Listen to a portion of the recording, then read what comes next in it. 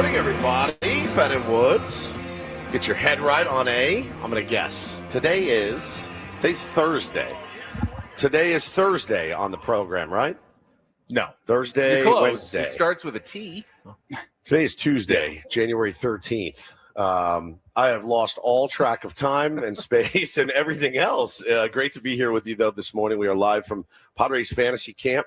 A couple days left, and then we are back to San Diego. I'm Woodsy. That's Paul Rhino, the executive producer of the program. Good morning to you, Paulie. Hey, how are you? Doing great, Pally. And to my right, the slugger, Benjamin R. Higgins, our friend, the chairman. How you feel after yesterday's feeble ground out to short? But I'm going to give you, you get credit for the contact. No, see, that's what I think. If you missed it, we put on social media. Ben said last week, he goes, man, I want to get out there. I want to take an AB. I want to take you deep. And I go, man, those fields are pretty big. They're pretty big. And I did say on the air, I don't throw very hard, but I bet you I can get one, get it by you. And so yesterday after the game we played, I said, Benny, grab a helmet, bat, batting gloves. I gave you my batting gloves. I gave you my bat. They put a helmet on you. You got up there. You're in your, Viore pants and a golf shirt and your sunglasses, and you throw a helmet on with 2 seconds, and you go up and I've literally not taken a swing, even in a batting cage, in 40? At least 30 years. 35. Probably against a real pitcher since I was 15. That's so unbelievable. 35 years since I had faced a real pitcher, and it was very quick. We're doing this now. It was very quick for me. Yeah. I looked around. I said, he's here. Paulie's here because we played Paulie's team. And I go, the mound is here. Harry, our catcher, is still in his gear. I go, Harry. There's no better time. There's no better time. And we'd have to go set it up. I said, we're all here. Let's just do it. So I grab the ball. I take 3 warm-up pitches. I go, all right, get in here, Benny. So he comes up. I was really nervous. You were nervous. I was shaking almost on that first couple pitches. Yeah. Whoa. And I got to tell you, I was nervous too Thank because I have been known to hit people. I've been known to hit people at fantasy camp all the time. I have never once meant to hit anyone at fantasy camp ever. I've never meant to hit anyone. And I've hit already. I've thrown like 5 innings, and I've hit 3 people. One guy square in the back, one guy, 2 people in the top of the back. I don't mean to. I'm just wild. So when I saw my big guy get in there and dig in the box, I went, all right, dude. Bits are bits, but please don't hit him. I was so afraid I was going to rip a 2-seamer into his ribs, and it was just going to put him down. And the first pitch, you yanked into the opposing batter's box. I was so scared. I did take it, which, I felt, okay, I've taken a pitch, and I thought. Ben, Ray Charles would have taken that pitch. It wasn't even close. But it made me think, okay, Woods doesn't want to hit me, so it did make me feel a little more comfortable. And then you got one past me, high, but it was my first swing. I was late, very late on the first swing. Timing was off. And then the second swing was a good pitch, like low outside corner, lunged out it, missed it. So I'm down. I got him set up 1-2. Down in the count 1-2. And then the fourth pitch, I actually ticked. Yeah. I fouled it. You had a good swing on it. Just got a piece of it and fouled it back behind the plate. So I stayed alive. And then you tried to throw a cutter. Yeah. And you missed it high, a little outside. So I took that one. I felt good about the eye. I was starting to see you a little bit better. And then as I watched the video later, Paulie said, give him the high cheese. High cheese. But you kind of let it leak a little down and in. It came up. It was in. And I was able to – I turned the hips a little bit. Through the head. And those feet were moving. He was moving to get out of the way. Dancing, but I also got the bat on the ball and – hit a ground ball that, it might have gotten through the 5.5 hole. Depends on who's playing shortstop. Maybe it's a fantasy camp knock, I think, out here. Possible. Very possible. But, man, it was funny because, we posted the video, and Ben was happy and I was happy. But people were like, oh, well, you got to give up baseball now. And I go, no, we don't have that kind of show. Like, a couple things. I really didn't want to hit him. I mean, if I had hit him, I would have felt like such a turd. But number 2, I also didn't want the noise he would have made, by the way. Oh my gosh! It might have been worse.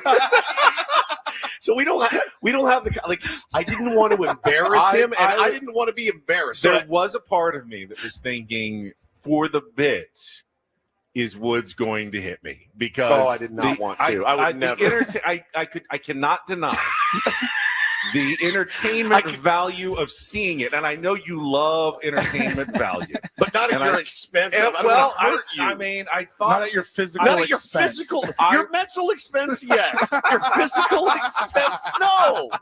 I never want to hurt you physically. I know that you're not. Can I say this?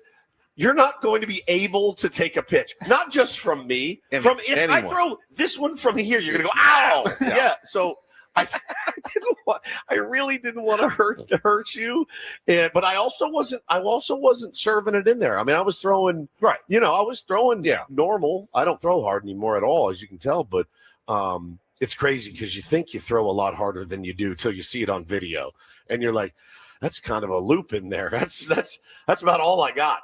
I mean, and so, but it was, I put my arms around Benny. I go, I'm so proud of you. And I go, I think that's a result that both of us can live with, because we don't have the kind of show where we're like constantly in competition, and I could not work on a show like that. I've been on shows like that, and it is no bueno. It's just not fun. So I was proud of you. I was happy that you got some wood on it. And what it did though, is made me go, we have a year, Paulie, to get him out here and to get him to at least play one stinking game. It's the first time in 7 years now that you've been coming. Yeah. After I took the swing, I actually did start considering the possibility of doing it. Maybe I could, with enough prep. We spend the next year getting you ready. Baseball ready. Maybe I could do this next year. It was awesome. It was so fun, and thank you for making that happen. You're welcome. Thank you for doing it. I enjoyed the moment. I have been told, you just say the word, and there will be a uniform ready for you next year, 100%. Even if it's just for one game. I think maybe, it looks like you and me are at least going to play each other. If we're not on the same team, we'll play each other for one of those games. We got to have them out there on one of our teams and just play. Yeah, there's no question. And we could spend the next year getting you ready, because I'm looking around out here, and, there's a guy with one arm, and he's playing. There's a gal with one leg. He's got great calves, though. Bro, he and Ben had a calf off. We actually were measuring calves. It came out Josh really Cinemo. Josh Cinemo. He was a Olympic. He won shot putter. Yeah, shot putter. Yep. He's so freaking strong. He bats with one arm and throw. He pitches. He plays first. He does the Jim Abbott glove thing. It's incredible. I was on his team last year. I'm on the year before. I'm on his team this year, and so it's one of those things where it's like, man, we can get you dialed in and at least come out and play a game. Did it give you a little bit of the itch to stand in there again? Tiny bit, actually. Tiny bit. Yeah, there was a surge of adrenaline. And the problem for now, if you had to play a game today, would be defense and running. Yeah, correct. I did not. But no one out here. No one out here can run. No players here have designated runners. Yeah, so no one out here can run. I thought your swing looked. We could work with it. Oh yeah, it wasn't great, but it wasn't. You got hand-eye, like you could hit. It wasn't awful. Guys it wasn't awful. But I was here's the other thing.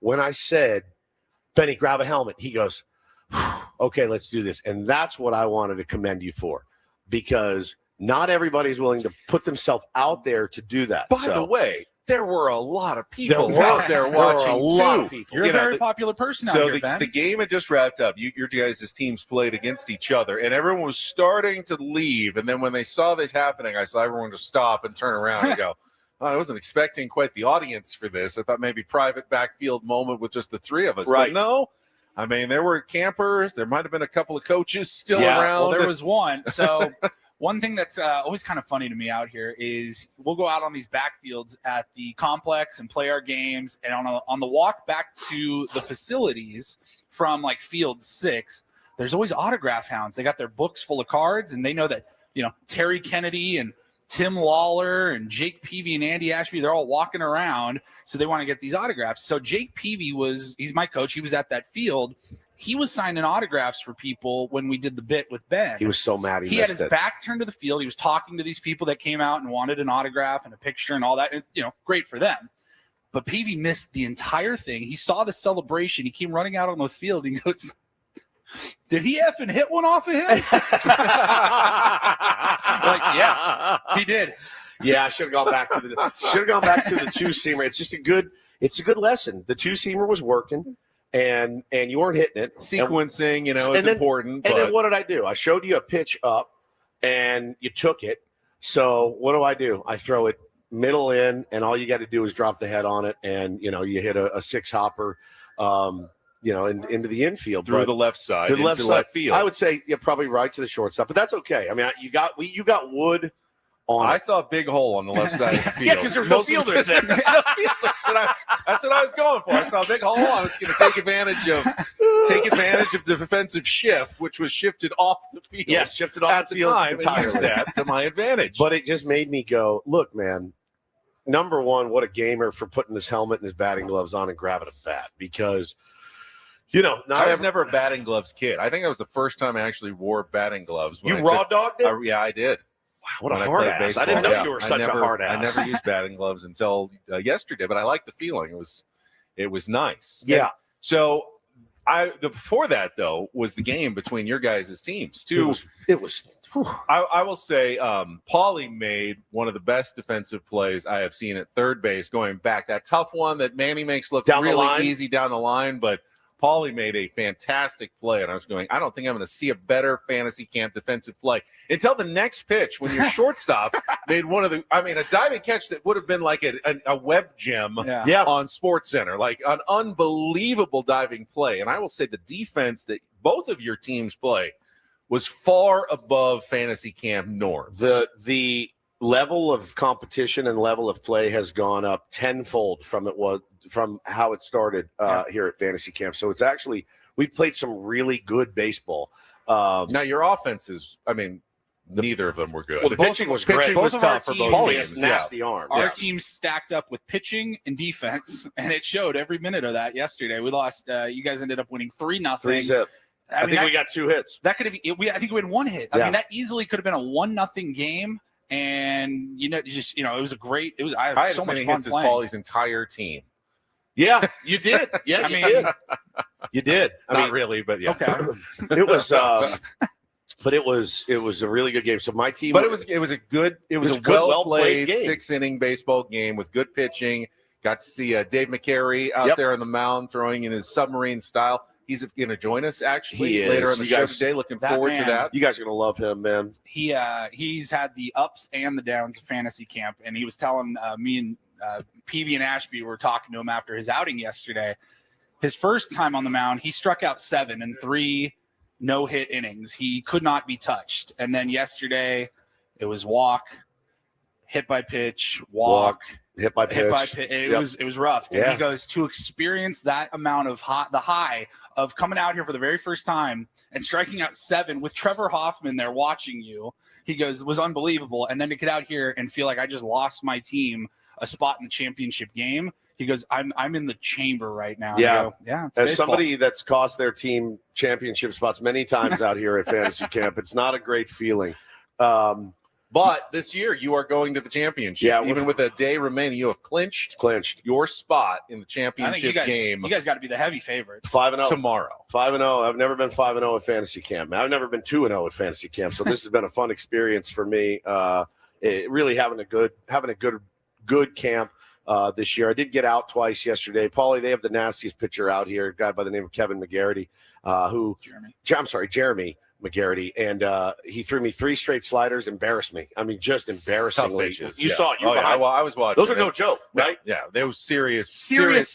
Yeah, those he were bounced around in the early 90s. He was drafted by the Cardinals. I think he said he was in the Rangers organization. He's as well. 6'5", just nasty. A dog. So they had to change the rules. He's been to every fantasy camp, I believe.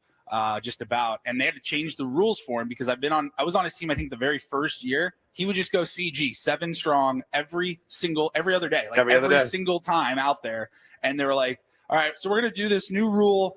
No pitcher can go more than 3 innings. So everybody else has a chance to get it. Except the championship. So if you have a horse in the championship, you can use them. We don't have one. So we'll figure it out, but it's been such a fun time, man. And I spent yesterday about an hour with. This is crazy. If you're a Padres fan listening right now or you're a baseball player, spending about an hour in the middle infield with Chris Gomez, with Tim Flannery, and Gary Templeton. And they're working double plays and showing us how to do it and telling stories and giving you instruction. And Flan was hitting me fungos on my knees. And it's what this week is all about. I love it that it's not just the guys coming in and saying, all right, go play with yourselves out there. And no, they're out there showing you, hey, this is how you want to be. With former MLB All-Star Mark Loretta. I didn't even know he was there. Flan hit me one, and I flipped it to second, and I go, that's Mark Loretta. I'll tell you another thing, too, is Flan put Archie, Loretta, and Gomez all on their knees with a glove. And he starts ripping fungos at them from 30 feet. Every one of those guys look like they could go out and play second base in the big leagues today with their gloves, their hands. And you see that's the difference in me and every other guy out here and those guys. The softest hands you've ever seen, so calm and quick to the ball. It's so rad to see and so much fun to be a part of. So it was really a special day. Very excited. Today is kind of for us, it's just a don't get hurt day. We have a game off the machine, and we're just going to go out and have fun because we've already clinched a spot in the championship game, which will be tomorrow late. So I'm not going to be getting home to San Diego fighting for late. Third place, and we need to get some hits. We're on like a 12 or 13 scoreless inning streak right now, which is hard to do at fantasy camp. Very it's hard to do to go one for the day 2 days in a row. PV is blaming the fact that the batting cages that are right next to the facility are closed and under construction. He goes, we can't hit. This is screwing everything else up. So I'm going to have the clubbies they're going to have a machine down at the other cages. Anybody that wants to get some work in this morning, we're down there because we need it. We're still fighting to get into the third place game and try to medal. Do you have the video I sent you? I do. All right. So here's a moment that I don't think I will ever forget for the tier ones out there. Go out to pitch the other day, and Trevor Hoffman, Hall of Famer, is sitting on the cart, and he's watching this warm up. And so I just happened to look down at my shoes or my cleats, and I went, man, it's so heavy. It's all muddy. The mound's very tacky and muddy. And I just kind of signaled. I said, do we have a scraper? And one of those big tongue depressors that they use to get the mud out of your cleats. And I said, do we have a scraper I can scrape up before this outing? And not to be a diva, but, they're heavy. Like, my shoes are really, really heavy. You don't want to slip. I don't want to slip. And so I asked, and, Art, he said, we don't need one. Just click your shoes together. So I tried to click my shoes together. It would knock them off. It's so thick.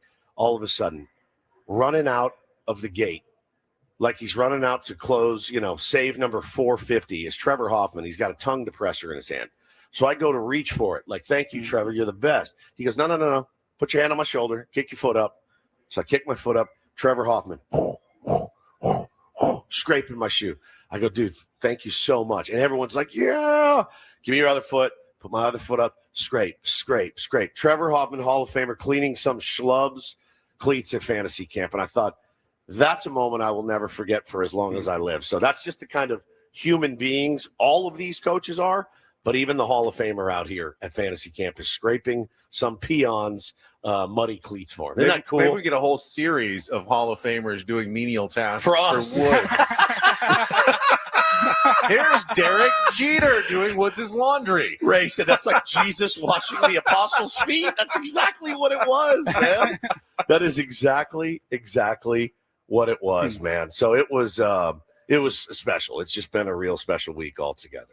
We also had some fun after all the games last night. We had our roundtable. Major Garrett spun tales from his amazing career covering politics in Washington, D.C.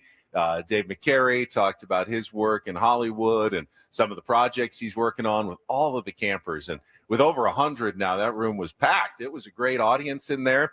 And then afterwards, you may have seen his stuff on social media. Have you ever seen Batting Stance Guy? Oh, yeah. Gar Rines. He was actually here. That was really cool. And did imitations of some of the fantasy camp coaches here, like their batting stances. And it's uncanny. When he got up there and did Chris Gomez, I haven't seen Chris Gomez bat in 25 years ago. That is exactly Chris Gomez. That was his batting stance. That's what he looked like when he got up to the plate. Well, Terry Kennedy, he's the best, but he's also like, I'll believe it when I see it. He sits back and the guy goes, do Terry Kennedy. And Kennedy goes, no way, you can't get me. And within 10 seconds, he goes, oh, my God, look at that. I mean, it was dead on. And Batting Stance Guy did his homework because he even did Archie Cianfrocco. Yep. And I don't think I've ever seen anyone happier than Greg Vaughn watching batting stance guy do Archie Sinfrocco. Yeah. Just was laughing his head off. Kept going, do Archie again, do Archie It was again. so good. They all loved it, which made me happy to see the coaches enjoying the performance so much. But that guy's a talented dude, and it was fun. I followed him on Twitter for years. Yep. First chance to actually meet him and see him do his craft in person. And I would say it's better in person than it is even watching on social media. It's very cool. Let's take a break. First of all, shout out to Xavier on his 11th birthday. That's our beloved Rafa's son. Aww. Said he asks for his Ben and Woods every single morning. So Xavier, this is your birthday show, buddy. Happy birthday to you. Birthday, buddy. And it's crazy that an 11-year-old is listening to Ben Higgins, at the strip club and all the dirty things that he does. I'm so sorry, Xavier, for corrupting you, or Ben corrupting you at least. But thank you for listening, buddy. All right, coming up, we will get you ready for some of the guests. We mentioned Dave McCary. Tim Flannery's coming by. Yeah. Fungo King still. Tim Flannery's going to be by early in the show as well. So we got lots to get to. Talk about the football game last night. We are now set for the divisional round of the NFL playoffs. And a couple of Padres rumors still floating around this offseason. All coming up. We got Adam Klug back in our studios doing a nice job for us this week as we're out live at Padres Fantasy Camp from our Bill House studios, Bill House Plumbing.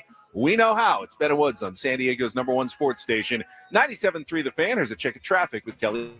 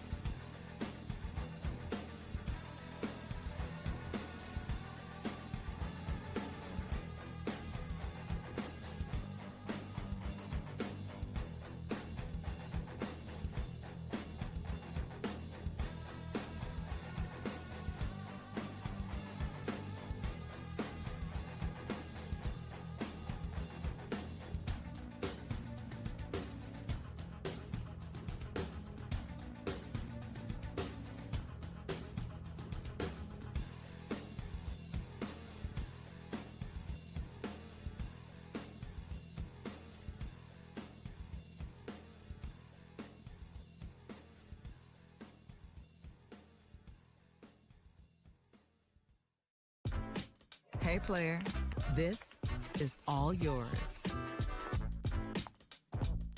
This room with this view. This speakeasy with this cocktail. Hey, could you make that too? The spa with this. Ah. And this pool on this roof. This is all for you.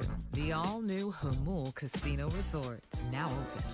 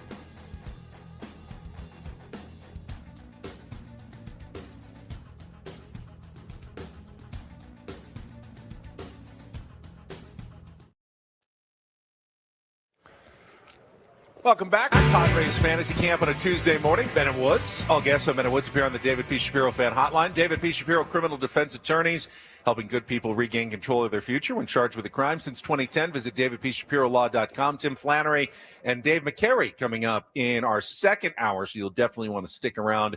Be here from 7 a.m. to 8 a.m. this morning. I'm a little nervous because my DMs have gone crazy with people telling me that they're fired up and where can I get more info on Padres Fantasy Camp for next year.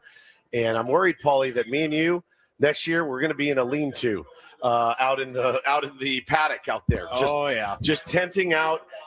Listen, I would literally, if I had to, I would literally just I don't need a locker. I'll just bring my stuff from the Airbnb every day. 100%. I don't need I'll it. change in a closet. I'll give my locker up to somebody that gets to experience it for the first time, because it is so incredible out here, and they may not have enough space. Maybe the Mariners, the major league locker room's completely full. And it's an oversized spring training locker room because they have way more players at spring training than they do at Petco Park. Yeah. And now you're in the minor league locker room, but there's also minor leaguers here now, too. So that locker room in there is split. They have a couple of partitions. So yesterday, I'm in there. I'm the last guy in the locker room getting ready to go out and take pictures.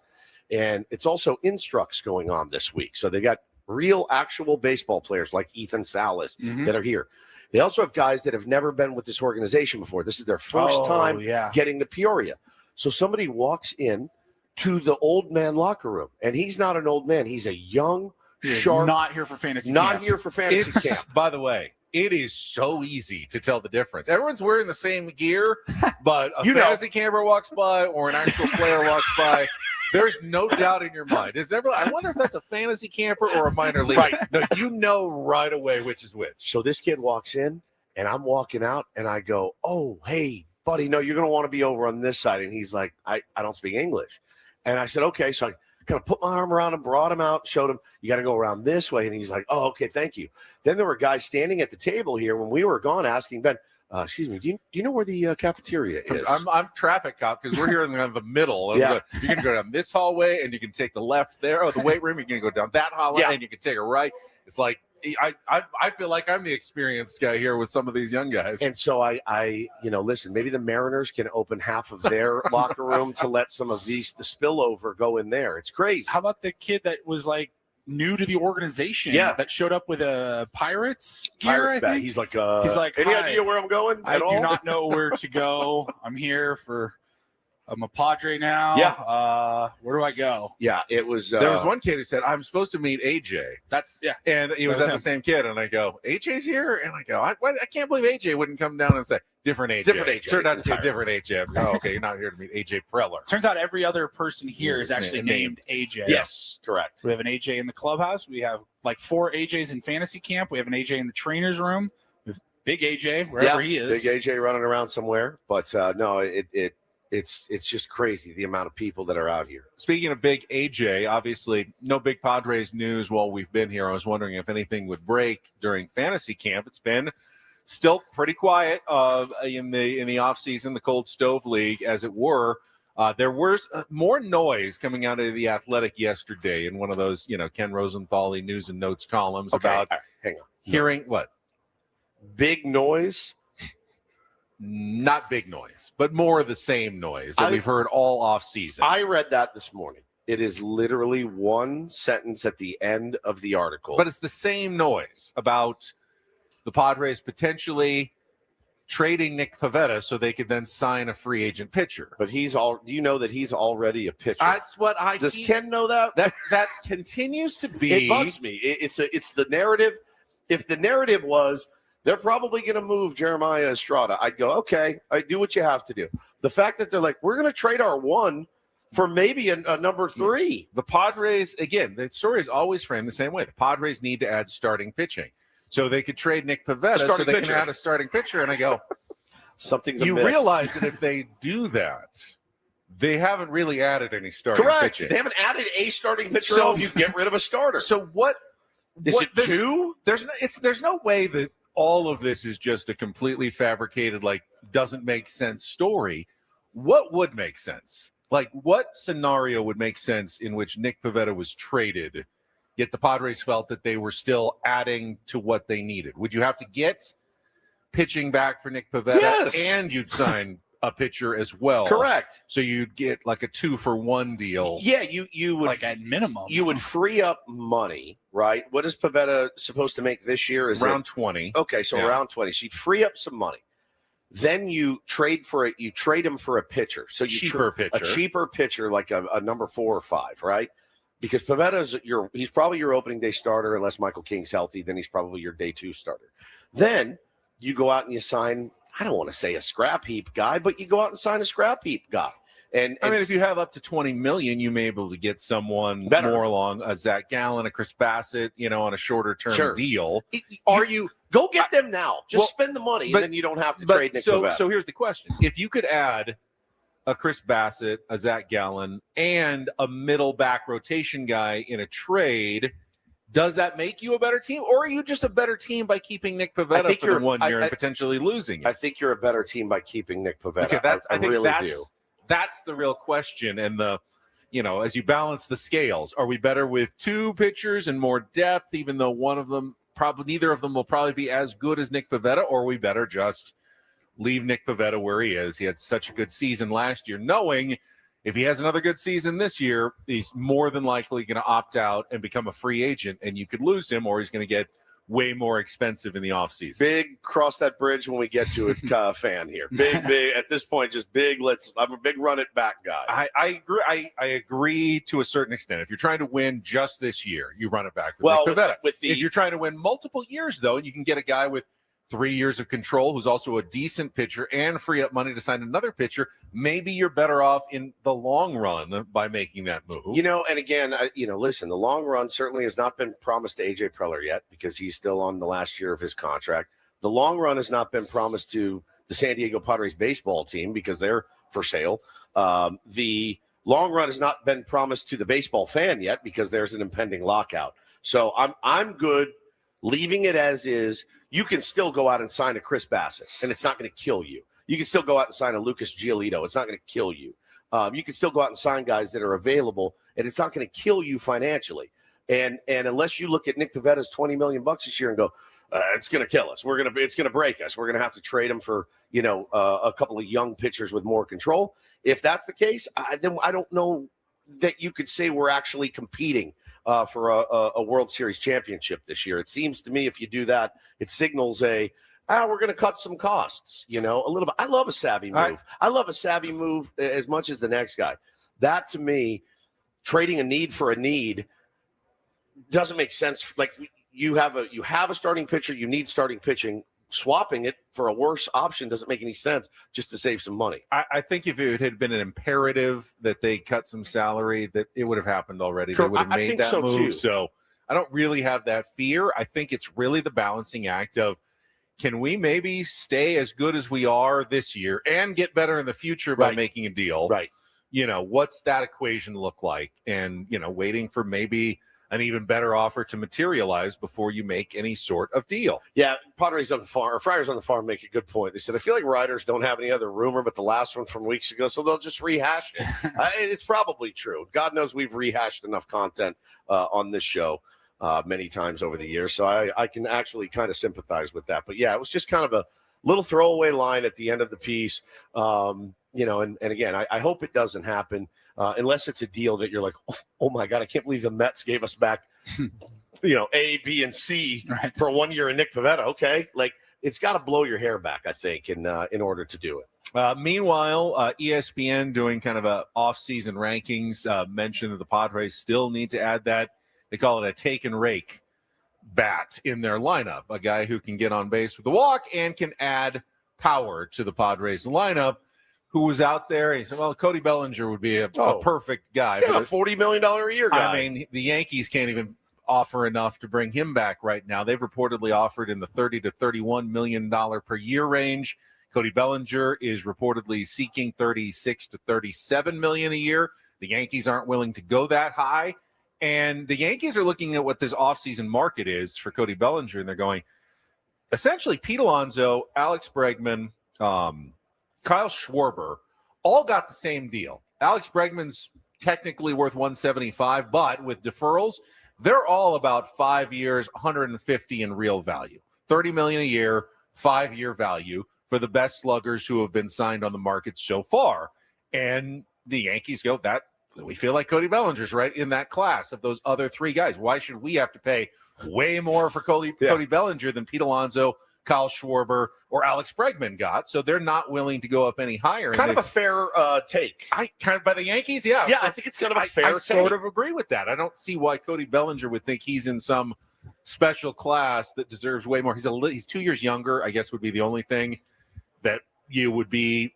But he's been so up and down and, inconsistent in his career that I just don't think he's he can expect to get more than those other guys have gotten on the open market this offseason. Ray in the chat says trade for Mountcastle. That's Ryan Mountcastle. From the Orioles? Yeah, from the Orioles. Now, I was reading about him this morning, and I don't want to get my facts crossed up because it was very early when I got here. But they have signed him. They kept him. They've got him under contract, I think, for 2 more years. Decent salary, 7 maybe, something like that. Very affordable guy. They kept him. They don't have room for him. There's nowhere really to play him. So they may be willing to trade. They could have just let him go and not paid him. So there's a reason that they did it. I'm not sure what that reason was. They declined comment when asked why didn't you just let him go? You wouldn't have had to spend a nickel on him. But for whatever reason, they did bring him back. Maybe they plan on using him in a different capacity. But, yeah, they're certainly – listen, A.J. Preller is certainly aware of anybody at first base that could help this ball club and is probably exploring all of those avenues right now. From what I understand, things I've heard out here, the grind with A.J. Preller has not stopped, and he is kind of like frothing to get some stuff done. He wants this team to be great going into 2026. All right. Meanwhile, back in San Diego, the very intriguing development for this month's Farmers Insurance Open. One that even raised Woods' eyes, plus some breaking news out of that world as well. We'll get to that after a check of traffic here on 97.3 The Fan. From the 855 Get Ross Traffic Center, protecting San Diego after accidents or injury, here's Kelly Danick. Traffic is brought to you by Valvoline Instant Oil Change. Big problem on southbound 15 past Via Rancho Parkway. Multi-vehicle accident. Looks like you got 2 or 3 left lanes blocked. A couple vehicles over the right shoulder. And it's going to take a couple tow trucks to take care of that one. That's South 15 just past Via Rancho Parkway. That is our only problem, though, guys. The rest of our freeways are moving pretty nicely all around the county. New year, new goals. Start with your car at Valvoline Instant Oil Change. A fast oil change and essential maintenance checks help keep you moving into the new year. Check it off your list. Visit SoCalOilChange.com. Valvoline Instant Oil Change. Ready when you are. I'm Kelly Danick with Gwynn and Chris, San Diego's #1 sports station, 97.3 The Fan.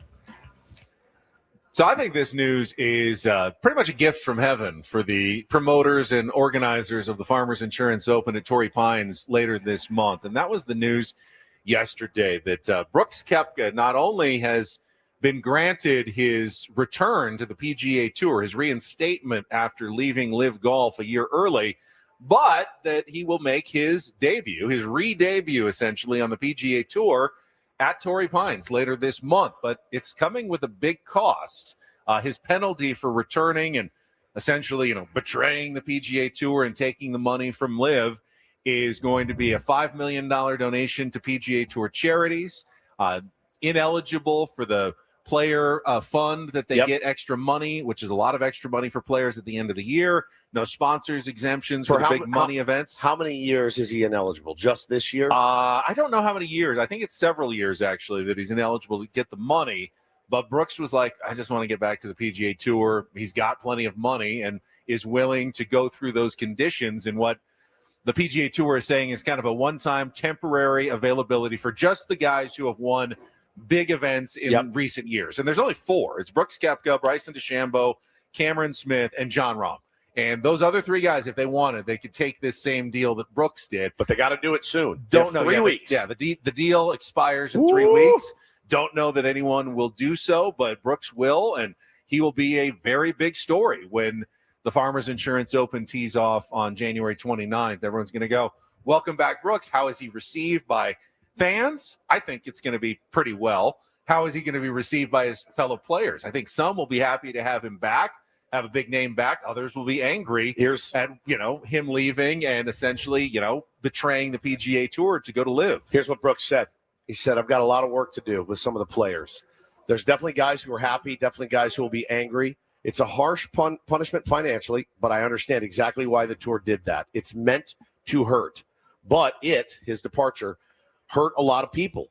Ultimately, by accepting membership into the returning member category, Brooks is making the decision to return to the PGA Tour now, something our fans want, something that strengthens both the game and our organization. That is from the commissioner of the PGA. What is his name? Ralph? Is that right? Does that sound right, Benny? I forget. That doesn't sound quite right, but... Well, anyway, he's coming back, and he knows, hey, man, I got friends on the tour still. No, it's not Gene Monahan. Yeah, there was another guy. Rolap, Brian Rolap. He's the Brian Rolap. Yeah, he's the new executive guy, like CEO or something of the tour, I think. Yeah. So Brooksy knows he's going to have to walk into that locker room at the Farmers, and there's going to be guys that are like, we don't, can't sit here. You know what I mean? It's going to be like little Forrest Gump getting on the bus. But then there's going to be guys that are stoked that he's coming back because they want their league to be robust again. They want their league to have good players in it again. They don't want Liv to even exist. They want to now crater Liv like Liv tried to crater them. So this volley between these two golf leagues is fascinating and fantastic that it's shifting back the other way. I so understand. You can't just accept them back totally open arms. Yeah, no, like nothing ever happened. Like come back. I think I could. If you come in and you say, then why wouldn't everybody just? Well, I can go play Live for a few months and make some money, and then come right back. A lot of them did. A lot of them did. That's why there has to be some sort of punishment. Well, there is. There's a major punishment, and there is. But is it so high that no one else will come back? That's the. If you make it too high, I think it's good. I think Brooksy coming in and saying immediately, this is a punishment, and it really hurts, but I am willing to wear it. I think that says to John Rahm, well, if he can do it, I can do it. I've made more money than he has. I can do this. Maybe. I would say of the three other guys, John is the most likely to take the deal. He has to. He's dying. He seems like he's floundering. Bryson's actually flourished. He's flourished with his online persona. Liv has actually been good for him. He gets to captain his team. Yep. I don't necessarily see him then. Why would I give up all this money to come back? I'm kind of happy doing this. Somebody said yesterday, and it was not the craziest thing I ever heard. They said with Brooks Koepka leaving Liv and coming back, Bryson DeChambeau should then walk into the office and go, I want a $500 million contract. Good luck saying no. I mean, he is going to be their poster boy. And, yeah, you still may get guys filtering off, but what you want those major winners. You want the guys that are capable of winning a major at any time, just like Brooks Koepka. You want those guys back in the PGA. How much – and I know they played majors, but it wasn't the same. Brooks at the Waste Management. Brooks at the Farmers. That's what we want as golf fans. That's what we want as Pick Dynasty fans. We want our good guys back in there. And on the heels of that announcement, this morning, breaking news that Xander Schauffele has committed to the Farmers Insurance Open as well. Huge. So you've got the two-time major winner, world number 4 ranked player and San Diego native, the San Diego State Aztec, going to play in his hometown tournament. Ludwig Oberg also committing. Remember, he won at Torrey last year, not at the Farmers. That was Harris English, but he won the Genesis, which was played at Torrey Pines because of the fires in Los Angeles, moved it from Riviera. So he's coming back on the course he won, even though it's not the tournament that he won. World number 18 ranked player, Patrick Cantlay, who I still don't see how anyone likes at all, but he's back. You can cheer against him if you want. World number 25 has also committed to the Farmers Insurance Open. So all of a sudden, a pretty intriguing field. It's not, obviously, it doesn't have everyone, doesn't have Rory, doesn't have Scotty, but some good players for the golf fans to enjoy later this month out at Torrey Pines. So your guess off the air this morning was that Brooks does not make the cut at the Farmers. You don't think he does? I don't know. I don't know how his game he's had is. mixed results at Torrey in the past. He actually did finish 4th at the U.S. Open at Torrey, but has not played particularly well in his, I think, appearances at the Farmers Insurance Open. Different time of year, different conditions. I just think with all, and Brooks is one of one. I mean, he's one of he one. He marches to a different beat than the rest of the PGA Tour. You know how happy I am to get him back. I love him. I really do. I wonder, though, anybody is going to feel a little bit of extra weight coming back that week. When you don't know, every time you go up to like guy in your foursome or your threesome, cold shoulder is he gonna cold shoulder me? I can't imagine that's conducive to the best golf, but it's Brooks. Maybe that fuels him and goes, all right, bleep them. I'm going to go out and just win this thing. So it's possible he'll play some good golf that week, but that's a lot to be thinking about as you go into your first tournament. I think Manny McNuggets in the chat's trying to work you up here, specifically, Ben. Manny says golf is not a sport. It's a game. It needs as much athleticism as you need to play. Are you ready for this? Uno or Monopoly? Uno. So I said, Manny, you're out of your mind. Yeah, it's a hobby. Yeah, he thinks it's a hobby. And I said, you're out of your mind, man. And then somebody goes, KG goes, well, why aren't you competing for millions then? It is, look, man, I made the switch from baseball to golf during the pandemic. And I can very firmly say it is 1,000% a sport. It is as mentally taxing as anything you could ever do. Grab your bag, go walk 18 holes at the GOAT, and play decent golf, and tell me that it doesn't take any athleticism to do so. I think you'd be out of your mind, Manny. It's one of those things, man, like it's the coordination that you need to have a good golf swing. You think you have a decent golf swing. Go to Golf Tech, have them put it on a camera, and then you see it, and you look like you have two left feet and two swinging the opposite side. Like you look like a moron when you do it. I will admit, you don't have to be a great athlete to play golf. You don't have to, but it certainly doesn't hurt. Yeah, it's not going to hurt you. You don't see nowadays, maybe back in the, the Craig Stadlers, their Colin Montgomerys. Nowadays, professional golfers are almost all in really good shape. We may have a bet here. Manny says, I'll slam an 18-pack and still smoke Ben in a round of golf. Manny, I'll put $10,000 cash on it that you can't drink an 18-pack and beat this man who sits at about a 4 or a 5 at 18 holes of golf. Paulie, agreed? Oh, yeah. I mean, there's no question. I mean, I would love to see it happen. I'd love to get some content out of that. Ben would obliterate Manny McNuggets inside of 3 holes. He would throw down his clubs and walk off. Feels like course. We're starting to steal. It's the Barstool, the foreplay. Yeah. Riggs versus the Riggs hater versus the hater match for big money. Hey, it's a great idea. It is pretty intriguing. It's a great idea. I got $10,000 that says you can't do it. I don't have $10,000. You have no idea. That's how confident I am. You have no idea how good of a golfer Manny McNuggets is. He's in our YouTube chat at 6:53. Instead of hitting balls on the range, I'm riding with my horse. So guess I'll caddy for you. We'll crush it. We just saw Tim Flannery walking into the building. He is going to come back and join us. Always look forward to our conversations with Flan. We're thinking about it. I was like, oh, we had Flan on. I'm like, no, he really just came on and gave you a gift and was on for like 30 seconds. Let's sit down with Flan. I'm gonna tell you that right was now. More to say hi to Major. Yeah. I'm gonna tell you right now. My hottest take of the day. Tim Flannery belongs in a major league clubhouse. Oh, without a doubt. He belongs working with a team in a major league clubhouse today. My hottest take, if you wanted to. We'll come back. Hour number 2, Padres Fantasy Camp 2026. Ben and Woods with you on San Diego's #1 sports station, 97.3 The Fan.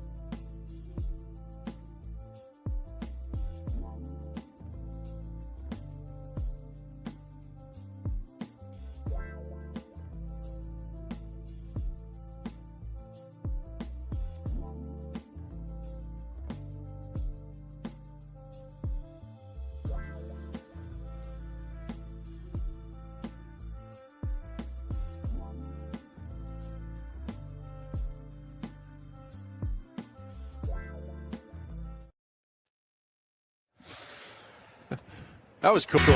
Just in those 5 minutes we were gone, you guys got a pitching lesson from Jake Peavy. Yeah, just a little quick one on how to throw a cutter. Just showing me a couple things with the cut fastball. And who better to listen to than a guy that won a Cy Young, a couple World Series championships in Jake Peavy. But a funny moment happened. I got a text from Mrs. Woods, my wife Anna, at home, and it was a screenshot of the lower third of the Ben and Woods YouTube feed. And she said, for what it's worth, the lower third says 2025 fantasy camp. It's 2026. Bo wanted me to tell you. So I said, Paulie, you got to fix this. You just got air checked by an almost 8-year-old. Yeah. Paulie said, oh. I mean, it is. I'm like zooming. It is so small. It's so small. Yeah, but you guys watch it on the big TV. Yeah, they watch it on the home, big TV so at it's a home. little easier to see the graphics. And I'm like, that's what the logo. That's the one they gave me. That's the one I used. I couldn't. It was so small. I couldn't even see it. I understand. Yeah, if I zoom in, there it was 2025. 2025. It's been edited. You can tell that son of yours. Yep. It's all good. Like father, like son. Like father, like son. Listen, attention to detail is very important in our home. I don't mind reusing old graphics. No, very you do cost efficient. You don't have to spend on the new 2026 graphic. That's right. Which is nice. It's become increasingly evident over the last. I mean, really, while we've been out here, but the last few weeks, I've just kind of noticed my lot in life is I'm just here to serve. I'm here to help. Serve it. It happened yesterday again. We sat down for the panel that Ben was hosting. Mentioned it earlier. It was you, Dave McCary, Major Garrett. And you had 2 mics, one for you, and then they were going to pass one back and forth when they were talking. And as soon as you introduced Dave and we're going to give him the floor to talk, his mic did not work.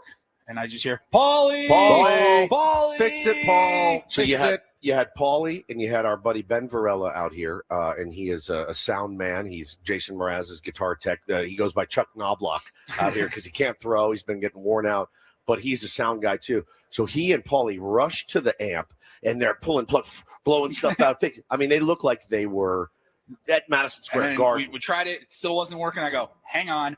I have a personal mic and a new cable. I ran out here, came to my bag, grabbed it, plugged it in, boom, and I put my hair up in the air, and the place went nuts. Got us all fixed up, but that is Paulie's lot in life. I could have used you last night, but I didn't want to bother you because I woke up this morning and went downstairs, and Ben said, oh, did you catch a game last night? And I said, no. And he said, oh, you didn't watch it? We got home. I had time to watch it. And I said, I would have loved to, but I was unable. And he said, why couldn't you get the game? And I said, that's a fantastic question. I'm glad you asked. The game was on ESPN, ABC, right? So as you guys know, I have Cox Cable. I have really enjoyed the Cox experience the last few months. They got my bill down to a manageable number. You've been saying for years how much you love Cox. Well, I hated Cox for a while, and now I got all the way back in on Cox. But now, I don't know. I'm on the road. I am a sports radio host. There's no cable at our Airbnb. There rarely is. And so I log onto the iPad, and I go to the Contour app. And that's when I can watch what I have on my television at home because I pay this exorbitant fee for cable. But, hey, don't worry. You take us with you anywhere you go. So I go to watch the game. No, must be logged onto your home's Wi-Fi. Well, I'm not at home. I'm on the road. That's on the Contour app. I'm traveling. So then I go to ESPN. So I log in with your Cox credentials? Logged in, ESPN, hit watch. It said your credentials are not valid here or whatever. So yeah, you got to log in through the ESPN app with your Cox cable credentials. That's how I had it. I was watching on my iPad, and Ben was watching downstairs on his laptop. Now you have Spectrum. I have Spectrum. Yep, I can watch ESPN through the app. Does it make you feel good to know that you just contribute to the Dodgers' bottom line every year with your Spectrum cable? San Diego Spectrum, totally different than Los Angeles Spectrum. What's the name of their company? I don't know. It's Spectrum. I think it they're all totally goes to the different. same pot. I don't really get a choice. I don't think. Does Mookie Betts invite you to his invitational every year because you help pay his salary? Weirdest things because where you live, you only get the one choice. Like, oh, you're in a Cox zone or you're in a Spectrum zone. It's true. You don't get a choice of what cable you sign up for. Bit of a monopoly. You could have done DirecTV, which Arden did, and put the DirecTV on the TV downstairs. I watched the game with Major and Arden in the second half, which, by the way, not a terrific game. It was a close game in the first half because both teams, the Texans and the Steelers, looked awful offensively. And then in the second half, it just got out of hand with the Steelers making mistakes. 2 defensive touchdowns by the Texans, and they rolled to a 30-6 victory. Who knows? Maybe the last game Aaron Rodgers ever plays. Pick 6. Certainly the speculation. Last throw could have been a pick 6. As Houston gets that last spot in the divisional round, they will play the New England Patriots what a game. on Sunday in the next round of the playoffs. But right now, joining us from Padres Fantasy Camp, an official interview. He sat down for a brief moment to meet Major Garrett on our first day, but Tim Flannery is back, 3-time World Series champion. Flan, it's always good to see you. Good morning, boys. Good morning. How are you? I'm really good. Good. You look good. I feel great. You were moving very well yesterday out at Instructs, and it got me thinking again, Flan. I said it this morning. It's probably it should not be a hot take, but my take is you belong on a major league team in a major league clubhouse for 162. You really do. I mean, I watch you. I watch how you handle all these morons out here, myself included. And I know how you speak about the game. I hear how you speak about the game. You're all heart. You're all soul. Is that something you would be interested in taking that phone call? And I'm going to tell you what has happened here. Last year here at the Fantasy League, one of the players, I just explained to him, they were running into outs on the bases. Oh, I can relate. Yeah.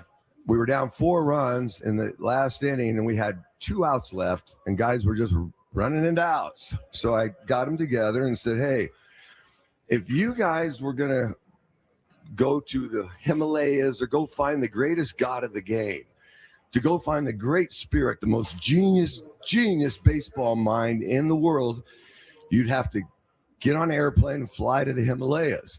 And then you'd have to rent a burro and a guide and go up into that, beyond the clouds, up into the sacred place where the greatest god of the game lives. And you know what you would find?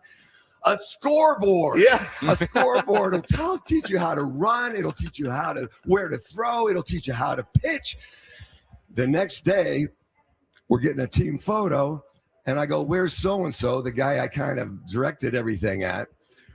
They said, you haven't heard Flan? I go, no. He goes, he packed his stuff up and left and said, you ruined his fantasy. So my point here, A.J. Preller got word of this story, and it was from all the guys that were there. Sure. They're still laughing. I've never talked to A.J. Preller in my life. And I get these text messages during a playoff game that I'm watching, and I'm going, somebody's screwing. Somebody's messing with me. I'm not even going to answer. So I go out and I get the message, and he's laughing on the message. It says, call me. I want to talk to you. So I call him, and he goes, we might need something like this. Yeah! And I immediately said, AJ, I don't want, this was before the manager said, I don't want to manage. I don't want to coach. But what I can do, I can come once a homestand at 2:00 and hit grounders and fungos because I loved it for an hour with my grandkid, and then I'm going home. What'd he say? I don't know. We still are going All back right. and forth. Well, you've got a dialogue. The dialogue is now open. I'm telling you, there's nothing it has to happen. I mean, first of all, you're an elite fungo hitter. I mean, you're absolutely elite fungo hitter. And I think just being able to be around guys again at that level is where you belong. And I know you have so many other interests. You're such a Renaissance man. And I think if you would do that, I think your presence being around the San Diego Padres in 2026, I'll tell you what, it's not going to lose us any games. That I promise you. It's not going to lose us any games. Well, I'm going to leave before the game. Which is fine. But any advice or wisdom that you could pass on to the Jake Cronenworths of the world, the Manny Machados of the world, the Xander Bogarts of the world. I get it, but I also respect all the coaches who are infield coaches and respect the people they hire. Sure. Because number one, they go through the grind. They go through the 162 games in 180 days. You're going through spring training. I would never, it's like somebody coming up to me. I would never be around anybody enough to know their tendencies. And as coaches, we coach tendencies. And as a third base coach, I was pretty damn good at the end of it. I tell the people in San Francisco, you guys saw me the last 8 years, but I did it for like 20 years. And you have to go through all these things. But You could be the best third base coach and go to another team, but if you don't know the tendencies of the players, because that's what we do as coaches, we coach tendencies. You know the guys that run and don't look for the ball. You know the guys that get good secondary leads and their personalities. So it's very difficult to do that, but I got an hour for them once every homestand if they need me. I love it. It's one of the great, I don't know, ironies of sports. And A.J. Preller was given a long enough amount of time. He's gotten better at his job over the last 10 years. You know, he learns from his mistakes. He learns more about his players, coaches, clubhouse, where he makes better hires and signings. We've seen managers, the same thing. But so often now, Flan, you get maybe 2 years, and if you haven't turned your team around or gotten them to the World Series, they clean out the coaching staff and they bring in a whole new one. They don't get the time to learn all the tendencies and everything they need to know to actually be successful at their job. Yeah, that's a good point. It's a difficult thing for really the general managers and the coaches, because there's a demand. When there's a demand, and that's what you need as a fan base, to demand winning. I know when I went up north, if we didn't win, I mean, I called the crew up there, the fans, they were the mob. And if you didn't win, they're going to run you out of town. And I don't know if it's good or bad, but that was the reality. And you felt it every night. PB talked about it too. He did. He talked about it too. Maybe we need to get more of the mob mentality in San Diego. Maybe it starts right here on Bed and Woods. I don't know. I mean, I you want to be. It's such a fine line, right? Because you played the game, you managed the game, you've done everything in the game you could do. I'm also being out here and even playing 6 games. The wear and tear, the mental exhaustion of these dumb games. I think about it and I'm like, why am I going to get so upset and have this mob mentality in April when I know there's 135 games to go? Yeah. Players can't live that way. Players can't live 162 thinking that they're going to get chewed out every single night. Can they? Do you think that makes them better? No, it will not. You got to let them, give them a long leash and let them just figure out who they are as a team. And so their whole the image of your club and the core of your club, who's going to be the leader, who's going to come together. It is a process that kind of like baking a cake. It does its own self as it goes on, you know. So it's very difficult to come in right off the top and be like that. I know Dick Williams back in the old days did it, but that was a different generation.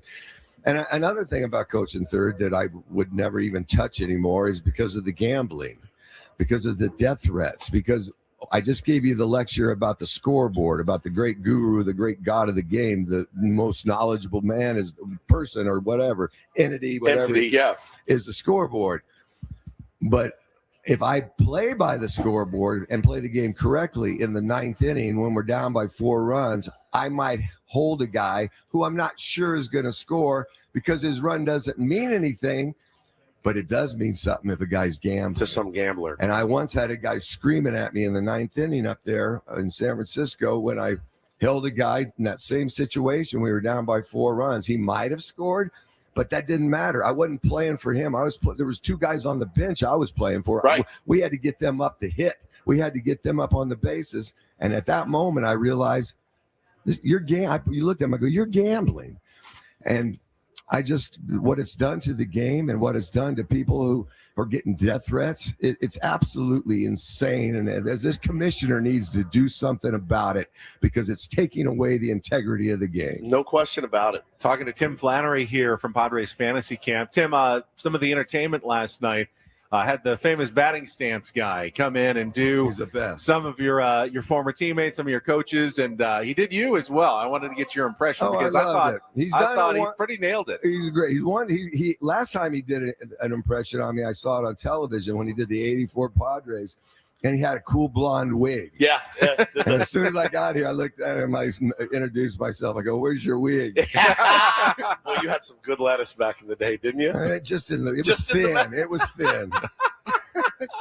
Your grandson. I always said I have fine hair, the kind you find on the floor. Fine on the floor. And your grandson Jesse is the same. It's the exact same. You see that blonde, tough Flannery coming up, on the back of his jersey. It's the sweetest thing. So. I want to go back to you talk. Every time you talk, you're such a soulful. This is such more than a game or a living to you.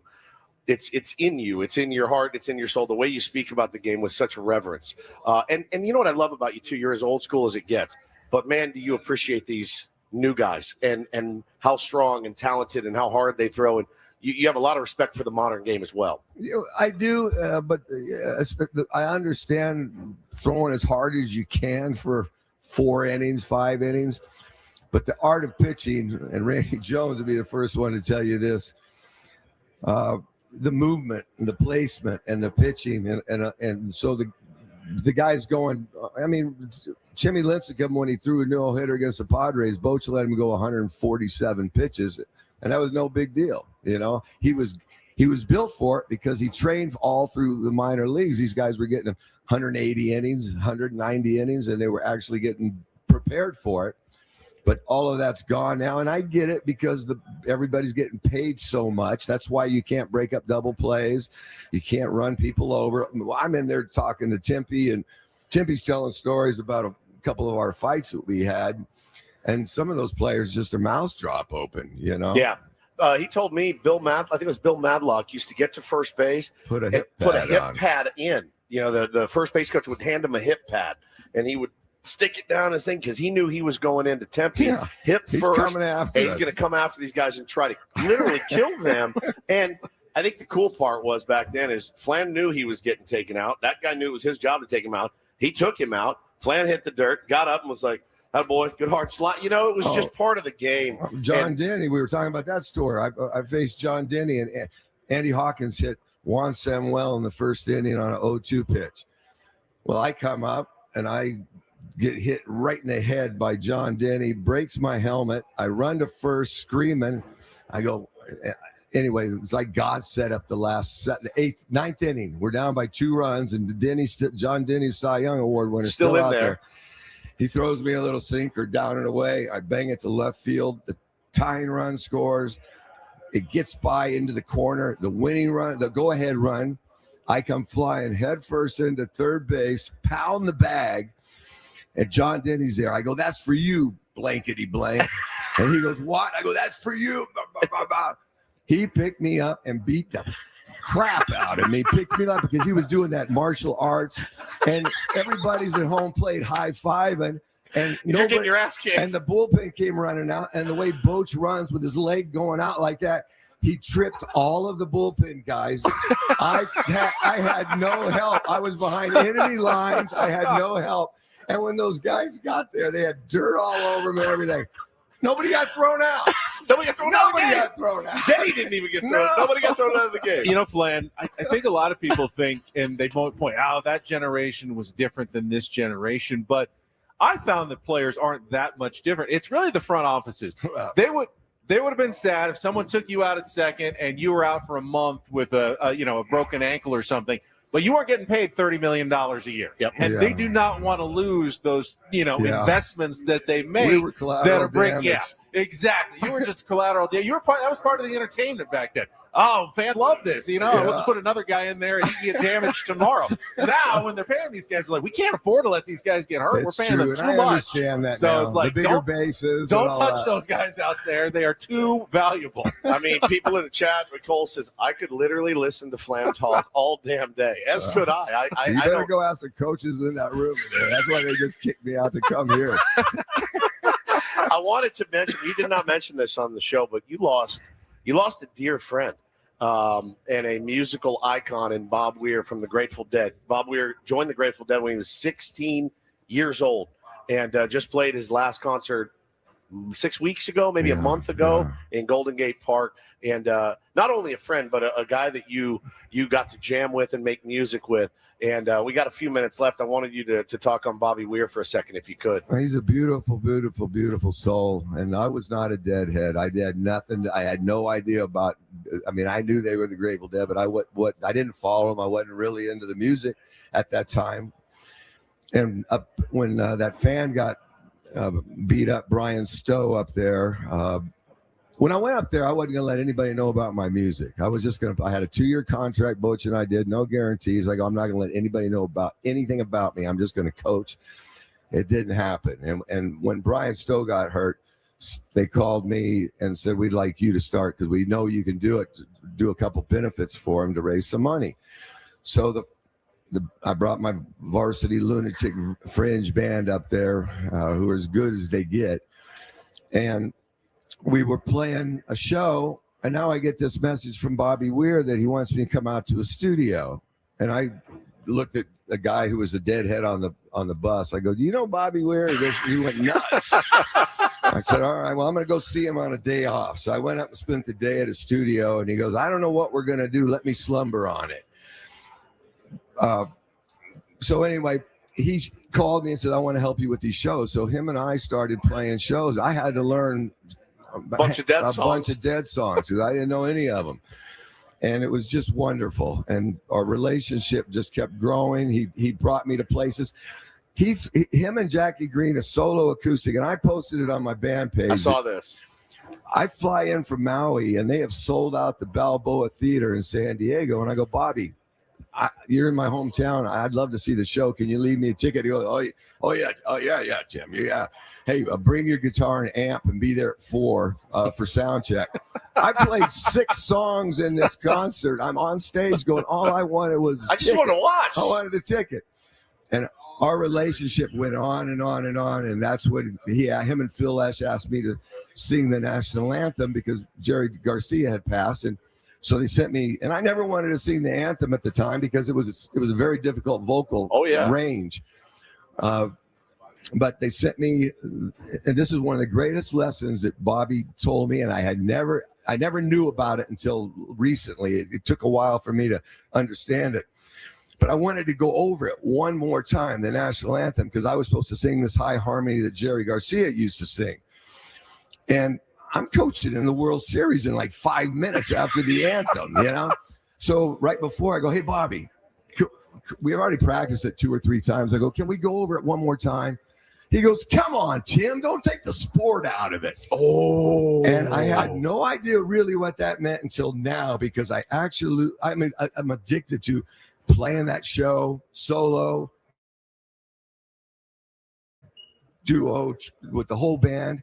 How are we going to do it? How are we going to pull it off? Being in the moment, not always having it so perfect where you have to listen to every note and make it. You have to be in the moment and be a part of the song. And that's one of the lessons. That's profound. And when I had staph infection and I was dying in the hospital 5 years ago, I was in there for 2 months. COVID, nobody could come in. I didn't know where I was. I was tied down at nighttime. Bobby would text me or call me.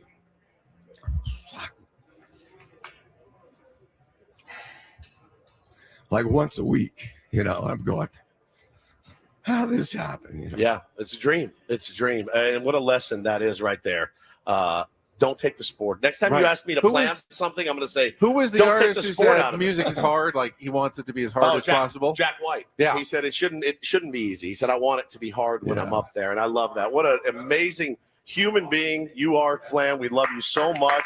And Thank you, everybody. For always. Thank you so much. Thank you for being you, Tim. We really appreciate your wisdom is always, I carry it with me everywhere I go. And you're just one in a billion, my friend. Don't you lose that coaching book I got. I will. Believe you me. I'm going to guard it with my life.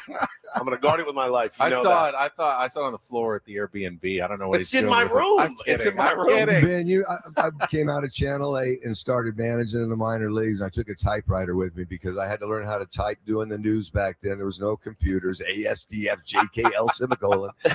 And every night after coaching the instructional league for the Padres, I would come back and start writing notes and start writing. And I did that my whole 5 years of managing in the minor leagues. And I made this cool book on my rules as a manager, but also all the other. And Mike Schilt, once he said last year, I was trained by St. Louis and George Kissel and all of that. That's the information that's in that book. It was given to me from some of the St. Louis Cardinals. It's a gem. It's a gem. We're going to have a really good minor B team. They have no idea how good they're going to be yet. If it kills me. Tim, thank you so much. Appreciate it. You're the best as always. You guys really carry the torch. And, hey, look, I'm a guy that every time I walk in, I say, why is everybody up in the middle of the night? I'm a musician. Yeah. So I don't even care if you do the show. Anybody that gets up at 4 o'clock and shows up anywhere, I'm all for it. We love you, man. Thanks, Flair. Tim Flannery. We're going to push Don't Do This back to our 9 o'clock hour because we're running behind because David Carey is going to join us in just a couple of minutes. So do not go away. More Bennett Woods live from Padres Fantasy Camp from our Bill House Studios.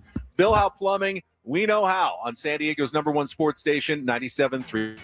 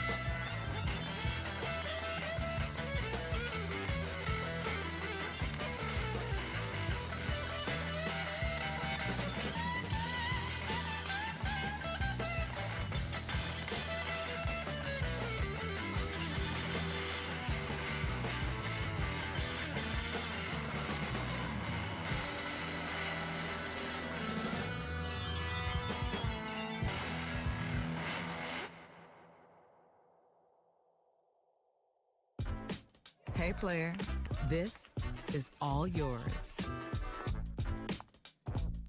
This room with this view. This speakeasy with this cocktail. Hey, could you make that too? The spa with this. Ah. And this pool on this roof. This is all for you. The all-new Hamul Casino Resort, now open.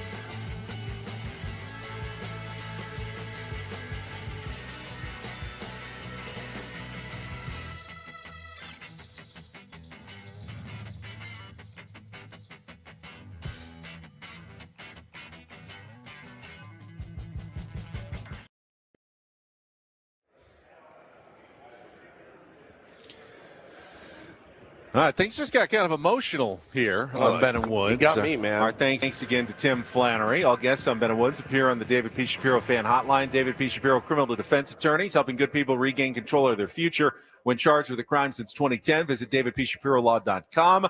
Usually we'll don't do this here a few minutes ago, but understandably we went a little long with Flan. He is such an amazing storyteller. He is so captivating. As you said, Renaissance man. Just has, it's more than just baseball that he can impart wisdom about. My phone is blowing up with friends of mine that are like, hey, any chance we can get together and I just want to talk baseball with Flan for 30 minutes? I said, yeah, I mean, we can absolutely make that happen because number one, he's willing to do it. And number two, that's what he loves to do. He loves to tell the game and teach the game. Out there yesterday with a bunch of overweight, old people like me out there showing us the proper way to feed and everything else, turning the ground ball. Like, he doesn't have to do that, man. He spent an hour and then hitting fungos and he was born to do it. Born to do that in his blood. It's amazing. Speaking of amazing, I finally got a chance to really talk to Dave McCary yesterday. We chatted for a while, and he's a guy who really cares about his craft as well in the entertainment business, production company now, Saturday Night Live. He has graciously agreed to join us. So we're going to take another timeout. I know we just had a long one. Sorry about that. Apologize for that, but we're going to get sorry. back on clock here because I do want to sit down with one of our rookie fantasy campers, talk about his experience and talk about his craft as well. Hang with us. We're going to do that when we come back. Another quick timeout. Again, my apologies. I'll be back with more Ben and Woods live from Padres Fantasy Camp here on San Diego's #1 sports station, 97.3.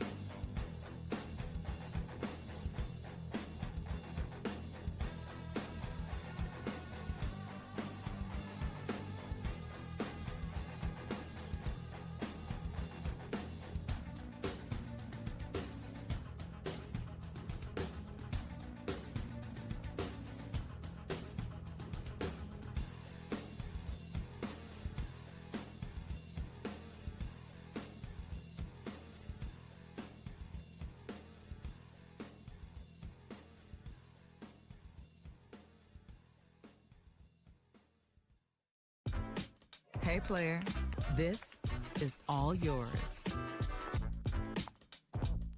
This room with this view. This speakeasy with this cocktail. Hey, could you make that too? The spa with this. Ah. And this pool on this roof. This is all for you. The all-new Hamul Casino Resort, now open.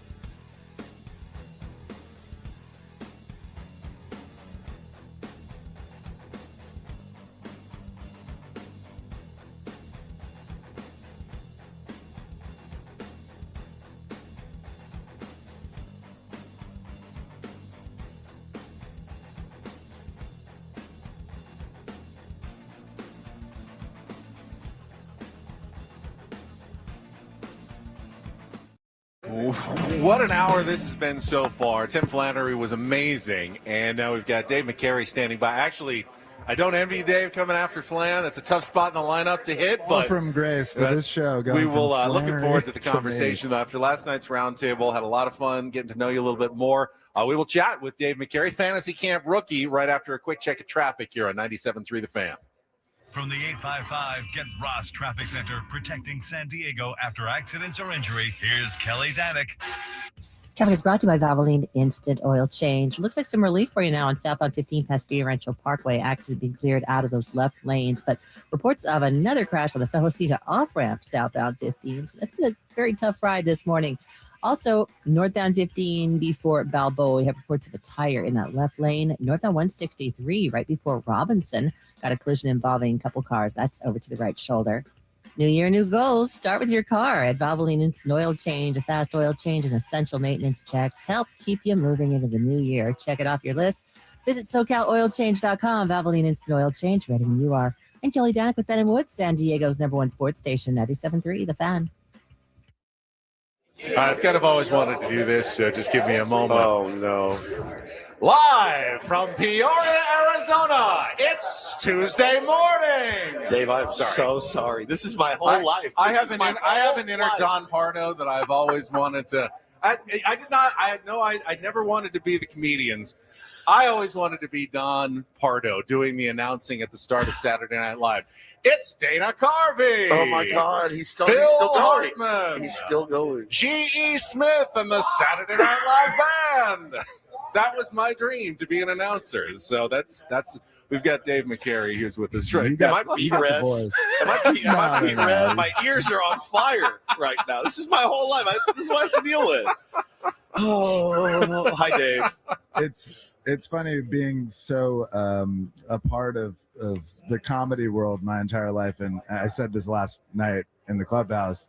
I'm not a funny man, and my whole life has been supporting, the genius of others and helping behind the scenes and facilitating as much as I can. But the amount of people or new people that kind of expect this guy's gonna throw some zingers. He's gonna kill me. He must be Chris Farley. Yeah. It's no, I like to talk. I like philosophy. I like existentialism.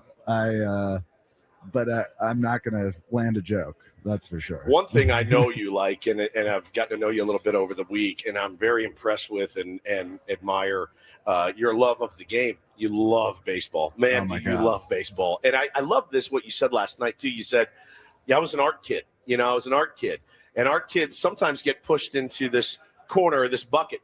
But not you. You were baseball and art. And I love that because you look at a guy like Tim Flannery who just left baseball, art, music, all of it. Yeah. I'm that way as well. And I think, the kind of bucking the convention of that. When did you first fall in love with the game? And how many games? I mean, you're on the East Coast now. We always admire the people that are on the East Coast and still follow the pods. Like you're up till 1, 2 o'clock in the morning sometimes watching these guys. Yeah. And when we're overseas, if like a couple summers ago we were in London on a project and these games starting at 4 a.m. I think I was telling you this, Ben.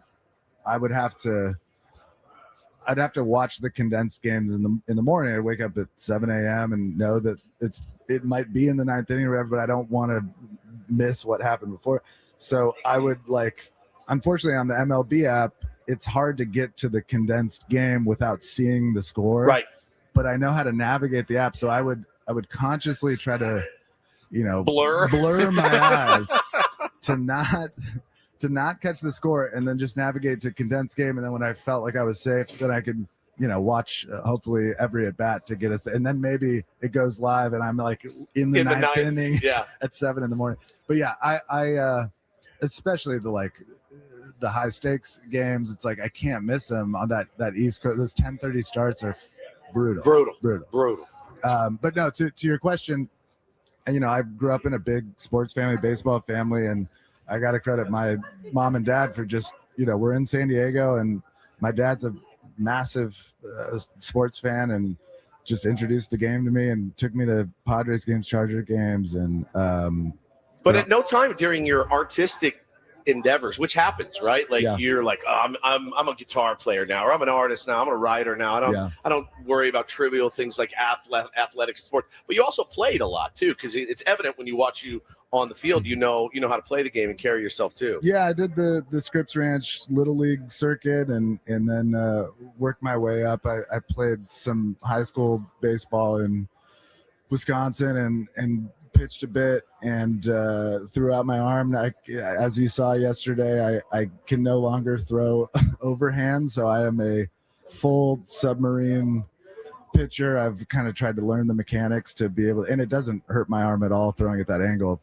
But I would do anything to be able to do this every year. It was a dream at one point before I realized that film and television was actually the thing I had a shot at, because there was no way I was even close to good enough to try to pursue this game. But yeah, I could talk about this experience and the highs and lows. I really started trying. I heard you this morning, Paulie, telling the listeners about, I came out hot and I pitched 3 no-hit innings, 7 strikeouts in front of Hoffman, and I felt like I was walking on a cloud. King of the world. And then, of course, that night, PV opens a tab at the bar, it's always Jake's fault. It's always Jake's It's always Jake's fault. Always. And you can't stop ordering Palomas, and then all of a sudden, Greg Vaughn is telling you go chug a beer out of that prosthetic leg from one of the campers. You did it. And then I show up the next morning, of course, incredibly hungover, and we have the most consequential game of the camp for our team, and it's versus you guys. Yep. And I'm feeling a little less myself. Sure. Get on the mound, and just the wheels fall all the way off. Man, you're throwing hard though. I mean, that's the thing is I think I was coming up on deck when they pulled you, and I can't say that I wasn't happy to see you get pulled, even though you were wild. I was like, good, because I'd already been embarrassed with McGarrity's slider, and I go, I can't hit this submarine. I can't hit that. I've never been able to ever. And I go, he's going to carve me up with the bases loaded. And luckily, they didn't put their trust in you. They went to the reliever. And I mean, I still got out, but bailed me out. But just watching you out there, how you carried yourself too, and how competitive you are. I go, I like this. I like this a lot. Talking to Dave McCary here on Ben and Woods, and since most of your career has been more behind the scenes, for people who aren't kind of so familiar, why don't you just let everyone kind of know your path from Scripps Ranch to Saturday Night Live to what you're doing now, and just kind of how it all worked out. Yeah, well, I mean, I always give as much credit possible to my childhood best friend, Kyle Mooney, who I met in elementary school, Scripps Ranch, and just recognizing how brilliant he was, being so inspired by him. He introduced me also to just great art and music and comedians, and we stuck by each other's side, and as the internet videos kind of became a thing in our culture, it was just the perfect storm of, we want to be creative and making videos, and then YouTube comes out and start putting up some videos just showcasing his and a few of our other comedian buddies' brilliance, and I was just so hungry to pick up a camera and just learn how to make a video and learn how to edit, and just kind of a self-taught, I wanted to learn every aspect of production, and had the joy of just really smart, funny dudes on the other side of the camera helping the success of what our ideas were, and then we hit some viral videos, and just kind of, it took some time. We had about eight years in LA slumming it until we were kind of discovered by SNL, and then we got the call, and it was all because of the success of those internet videos. So the advice I always give to young kids is just, even if your videos are not good, just making it, just doing going through the process, making a video that is unsuccessful, and then learning from the problems of that last video, and then the next video you're gonna make the adjustments. And it's just like, having a terrible season at the plate, and it's like, you've got to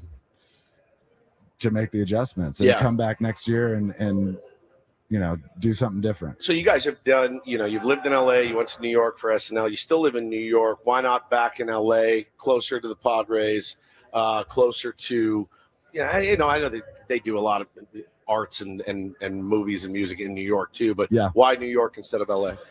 Well, I mean, I think the COVID era kind of exposed that no one really has to be anywhere to do what we do in the arts. Like, we don't have to be anywhere. It's like you can do Zoom meetings, you can cast through auditions that are virtual, and we just, my wife and I met in New York. It's a very romantic city to me. It's one of the best cities in the world. Oh, yeah. My two favorite cities in the world are San Diego and New York, and it's been amazing to, that's pretty much where I spend most of my time. And there's, nonstop flights back and forth. Like, I could just bop back and forth between New York and San Diego for the rest of my life and be very happy. But yeah, I mean, New York, you just get everything. It's such a melting pot. The culture, the food, the live theater.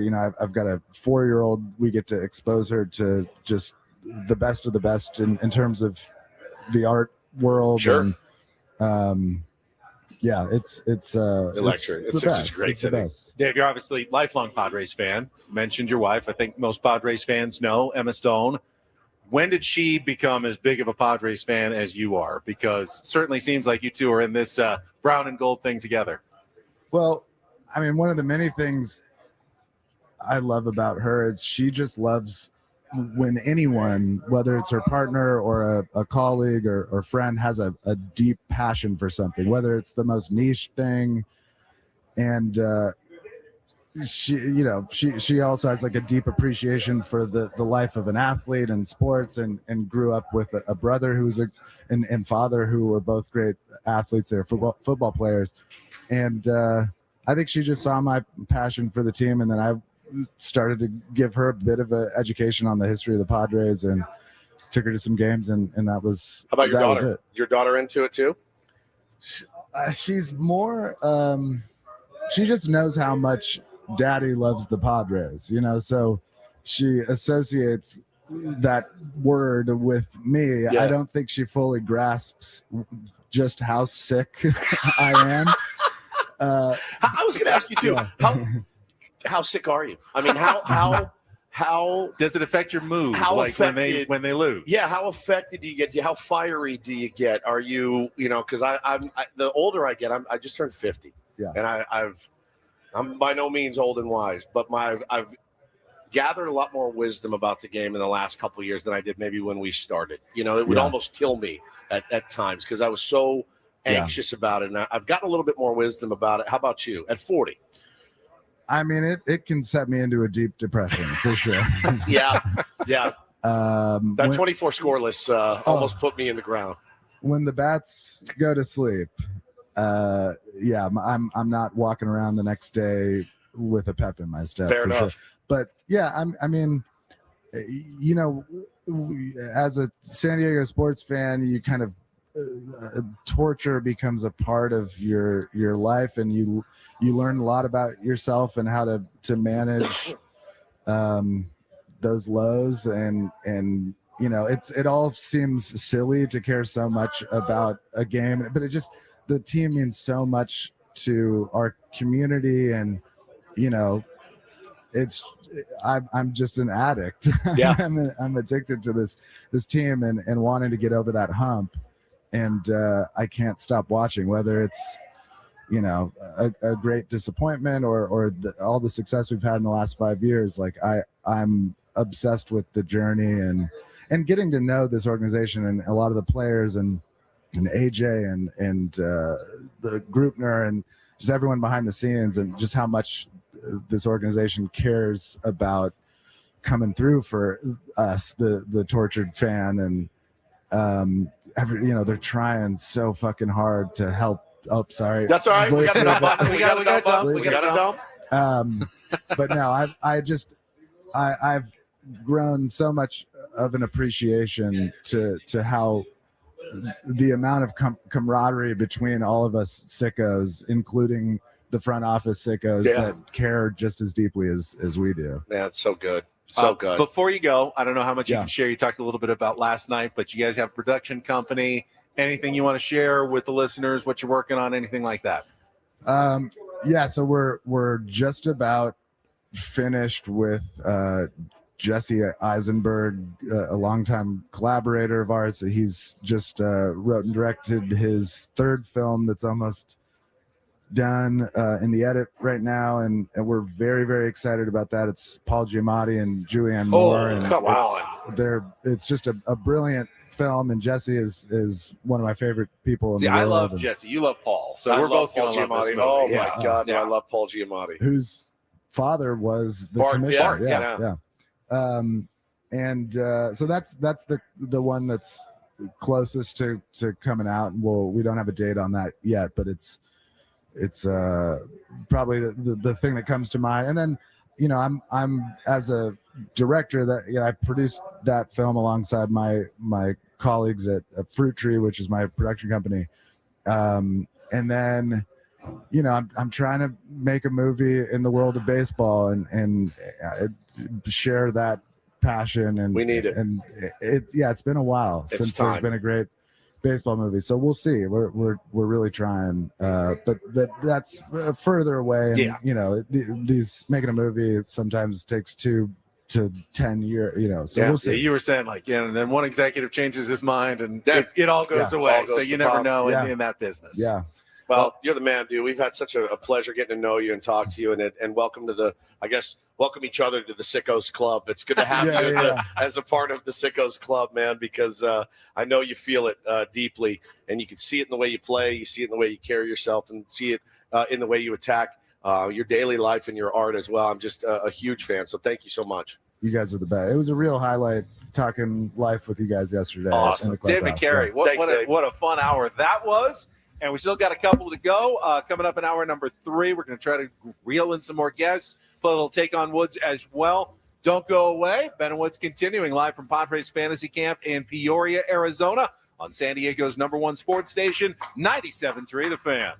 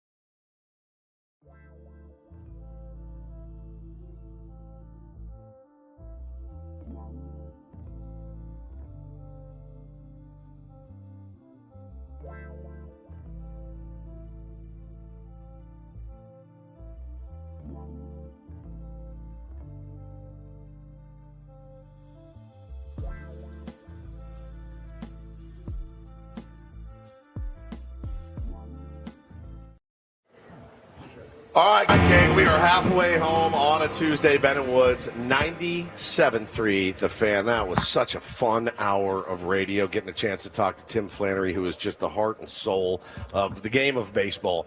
And then getting, of course, to talk to Dave McCary, who's so honest about his love of the Padres. And I just was obsessed with both of those guys, man. That was such a treat for us and hopefully the tier ones as well. It was very fun. That hour going to be tough to top that. Yeah. But I know you guys are actually only here for another hour because you got a little earlier game today. We'll get into Don't Do This and maybe bring back some of that Flan interview in our 9 o'clock hour. You know what I was just doing, though? And this was kind of flattering yesterday. We got an email. Paulie got an email from our old friends that used to work in our building. Yeah. Rob and Josh. Yes. Does anybody remember? Those guys love Rob and Josh, apparently. Padres minor leaguers. Big Rob and Josh fans. Man, that timing was fantastic. Rob and Josh. You guys know Rob and Josh? But if you've been listening for a long time, you'll remember that when Woods was out, before we had to take on John Flint as the fill-in, Josh would come in and play our game occasionally. Well, Rob and Josh are working here in Arizona. And she was the best. Yeah. She almost knew every single answer. Almost. Every single time. She's like, yeah. Love Josh. I love both of them. They were such great people. No one's had more on the tip of her tongue ever than Josh. Whoa. But they work in Arizona now, and they said we would love to have a game like that. And she said, could you send me along like how you did it? No. She said, we want to steal that game. Which is fine. we don't want the idea and then we'll kind of make it our. No, they want to just take the idea. They take on Jaws. Yeah. And Paulie goes, hey, man, are you cool with it? I go, yes, I'm cool with it. I think it's awesome. Now, I'd have a problem with they did it across the street, but I've stolen 80% of my ideas from the hard line, from Howard Stern. Yeah, I mean, this is the get ideas from all over the place. This is the business, and that to me was like the ultimate in flattery because it was my idea to do the game. You're such a great executor of it, and Paulie with the production of it. I mean, it's a total team effort. But Paulie goes, "You wouldn't care, would you?" I go, "Not even a little. I'm completely and totally flattered." So if you're in the Tucson area, check out Rob and Josh. You'll hear Take on Josh. I was just emailing her. I'm going to send along all my old categories, so you'll have an advantage. You may have heard the game before. You can win tons of prizes. Tucson, Arizona in the future. If anyone wants to go and get a jump start on the second half of their life in Tucson, listening to Rob and Josh. Yeah. But it's good to know that they're alive and well and on the air. It's been a while since we've seen those guys. Yeah, they were great, and enjoy it. I hope you guys crush it in Tucson. It's a game that's worked really well for us, so I'm so happy and honored. She was like, are you guys still doing it? I'm like, our listeners, they lose their minds for it. Yeah, they love it. They love some Take on Woods. And we will play some Take on Woods coming up here in just about 15 minutes later this hour and see if we can qualify another listener for our grand prize, Sammy Hagar, trip to Las Vegas to see him in concert at the Park MGM. Okay. Just the reset. More foreplay? You got should we apologize for that F-bomb that went out over there? Sorry about that. I don't think you should draw attention to it because sorry about that. Adam. Well, now I apologize for bringing attention to it. Adam was working very hard back in the studio. Apparently, he missed it. So if any young ears were impacted, sorry. I think everything is gonna be okay. Yeah, you'll be right. Life will go on. The planet will keep on spinning. Let's check in with the boss man himself, Adam. How's everything going back there? Not well anymore. Fantastic. Fantastic. Get it? 97.3 The Fan. How are you? Everything good? Terrific, guys. Good. Why do you sound sarcastic? Just don't sound very happy. Be normal. Just is it good or is it bad? Just can we move on? Yeah, I'm just asking how you are. Literally, I'm just how is everything going? How's your day? Like that's just a normal question. Day's fantastic, guys. Great, all good. All right, that was Adam. That's Adam Klug, our boss back in the Odyssey Empire Studios. All right, well, we can move on to a little baseball news. Paulie, we just saw this one in a tweet from Jeff Passan. The Kansas City Royals are moving in most of the fences at Kauffman Stadium by 10 feet and lowering their height as well. Their analytics department is trying to create a better home field advantage and a more neutral park for runs scored, as Kauffman Stadium has become one of the most run-suppressing stadiums in Major League Baseball, and they're trying to figure out a way to, change that dynamic. I mean, you got the Pasquatch on your team. you want him to be able to hit a few more home runs, I guess, in Kansas City. Bobby Witt Jr. I mean, all these guys got to be thrilled. Now, if you're, Seth Lugo and the guys in the rotation, I don't know how happy you are about it, but it just maybe will force you to try to keep the ball on the ground. Maybe change the way some of these guys pitch a little bit. Look, you give some and you take some when you do something like that. It's beg the question, though. It's a reminder, though. When Petco Park first opened, it was massive. It was a cavern. Yeah. Got these minor leaguers who probably don't even remember. You had to hit the ball 430 feet just hit a home run at Petco Park. Famously, Phil Nevin, I think the first season at Petco Park, drilled like a 425-foot double into the far right center field, like triangle out there. That's now the beach, but before then it was actually part of the field out there. Gets to second base, looks up to Kevin Towers in the general manager's box and throws his arms up like, what are you having us play at? It's impossible to get a home run in this ballpark. The Polo Grounds, like 5'10" or whatever it was to center. But yeah, man, of course it begs the question, right? It begs the question, is this because of the elements, right? And a lot of major league teams face this. They have to deal with the elements. Colorado, you have to deal with the altitude. Wrigley, you have to deal with the wind. San Francisco, the wind. Petco Park, you have to deal with the marine layer. You do. It's a fact of life.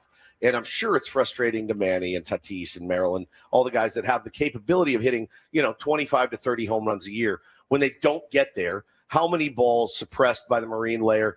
I can think of probably 10 balls off the top of my head that Manny Machado hit to the warning track last year in dead center field.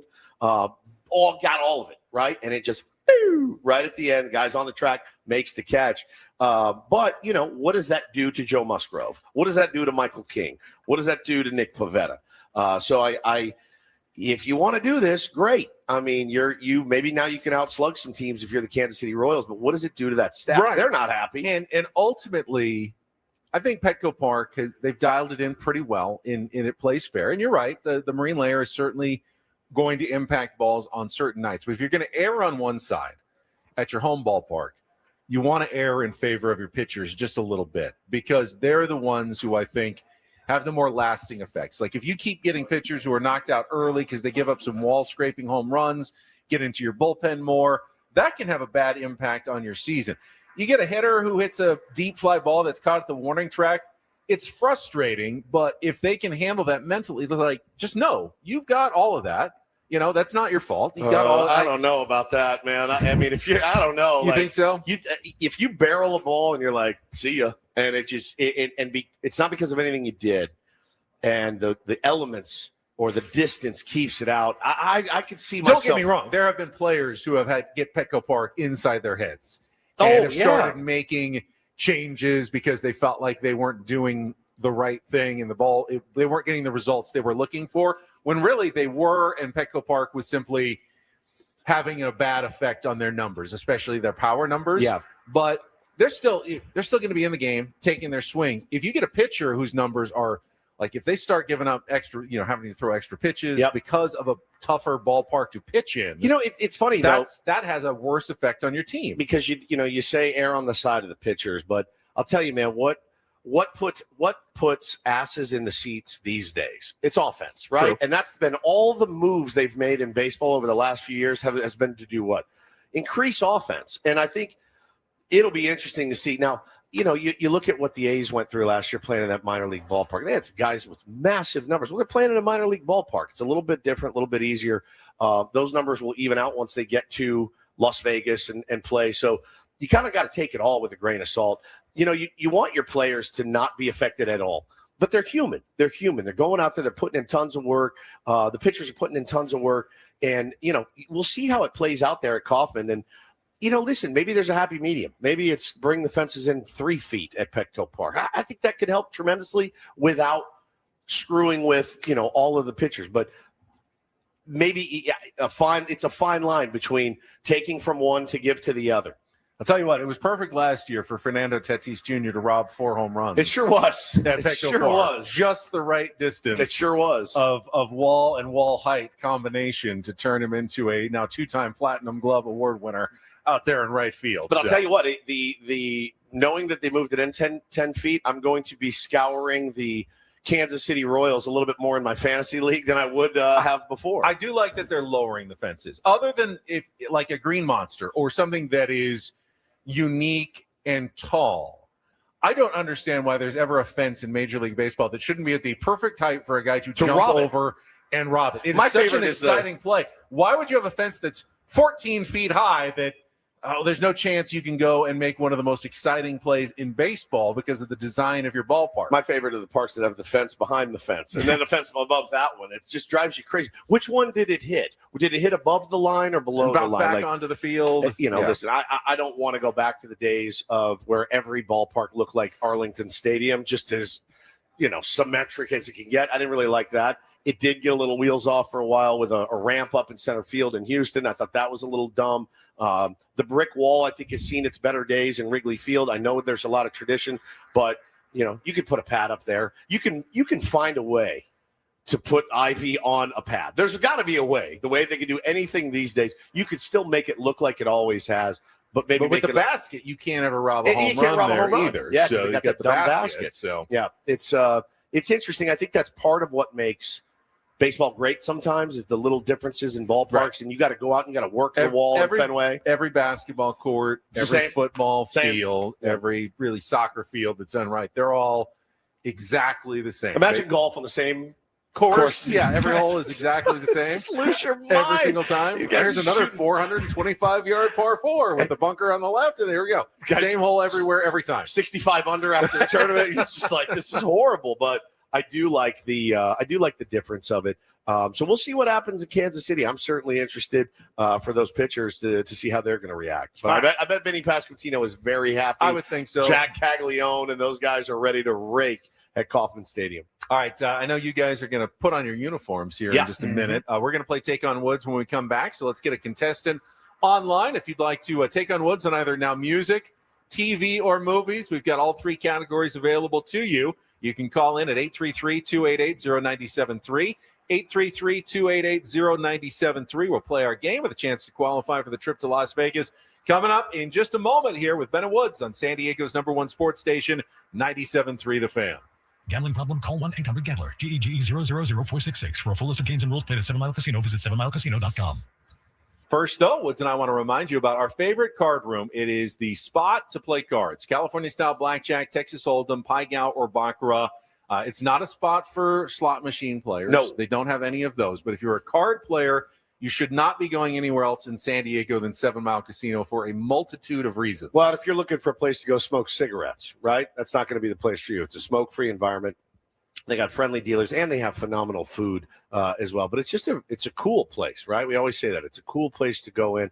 Doesn't feel dirty or dingy. You don't feel like you're doing something wrong when you go to 7 Mile. Smoke-free has a good part to do with that as well. Keeps it nice in there, just feels like there's light, there's windows. It's nice when you're going in there. It's comfortable. They treat you well. Dealers are good. And the food is phenomenal. Sammy's wood-fired pizza inside 7 Mile Casino with their normal menu, plus the 24/7 players menu. That's exactly right. Check it out for yourselves. Make it a priority in 26 to get down there at 7 Mile Casino, just 7 minutes.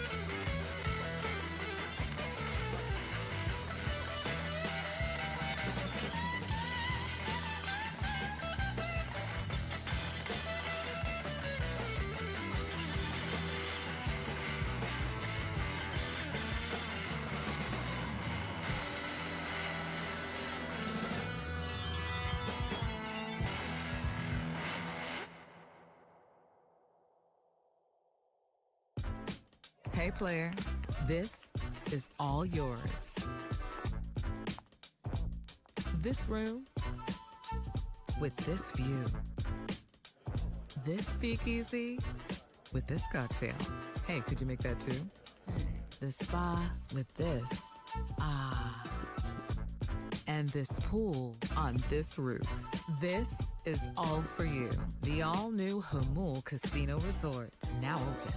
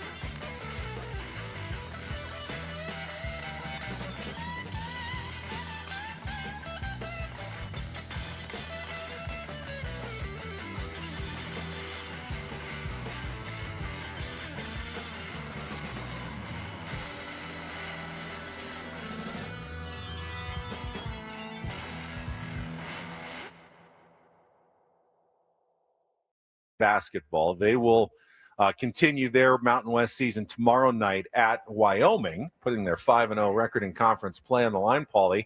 But Joe Lunardi, for the first time since they lost, I think, to Troy, has put the Aztecs back in his bracketology watch. Not in the field, but in one of the next 4 teams out to watch, which is at least better than they have been, which is bubble completely team. Yeah, they're kind of now back to at least a bubble team after winning their first 5 games in conference play. So this is a dangerous game tomorrow night at Wyoming, because Wyoming's not a great team, but it's the altitude game. They're having a team meeting in there, some clubhouse meeting. Something crazy. Getting excited about something. Hey, JoJo, can you tell him to shut the F up in there?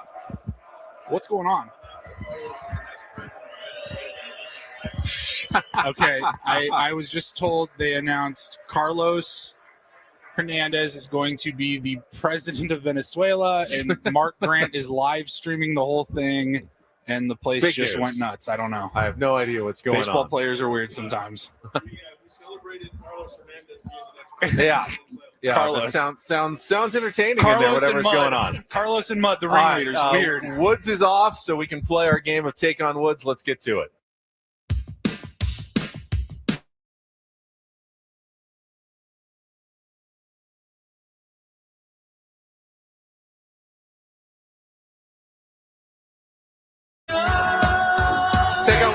by Mail Alarms, security and fire alarms for every business. We got you, and we got Russ back on the line. Russ, how you doing today? I'm doing well. All right, so you now get the choice of 3 categories between music, movies, and television for your chance to qualify for our grand prize drawing trip to Las Vegas to see Sammy Hagar in his residency this year at the Dolby Live at Park MGM, plus a 2-night stay at the Park MGM and a $100 gas card. Get your tickets for Sammy Hagar in March or September by going to Ticketmaster.com. Here are your categories you can choose from. Our music category, that's not very nice. 5 songs with an insult in the title. We've got our TV category, Not on the Map, 5 TV shows set in fictional American towns. And our new movie categories, Lost and Finding. No, not Lost and Found, Lost and Finding. Movies with either Lost or Finding in the title. So would you like to play music? That's not very nice. TV, Not on the Map, or movies, Lost and Finding. Russ? Let's do music. Music is the category today. All right, we've got 5 questions, 60 seconds, songs that all have some sort of an insult in the title. You'll have your 60 seconds to answer as many of the 5 questions as you can. If you don't know an answer, say pass. We'll come back to it if there's time left on the clock. First question is the 2-second song. Adam will play a little music back in the studio. You need to give me the song title and the artist to score that one. Russ, are you ready to play? Yes, sir. All right, let's do this. 60 seconds on the clock. Your time begins when Adam plays the music, the category that's not very nice. Good luck, Russ. Let's take on Woods. Some people call me the space cowboy.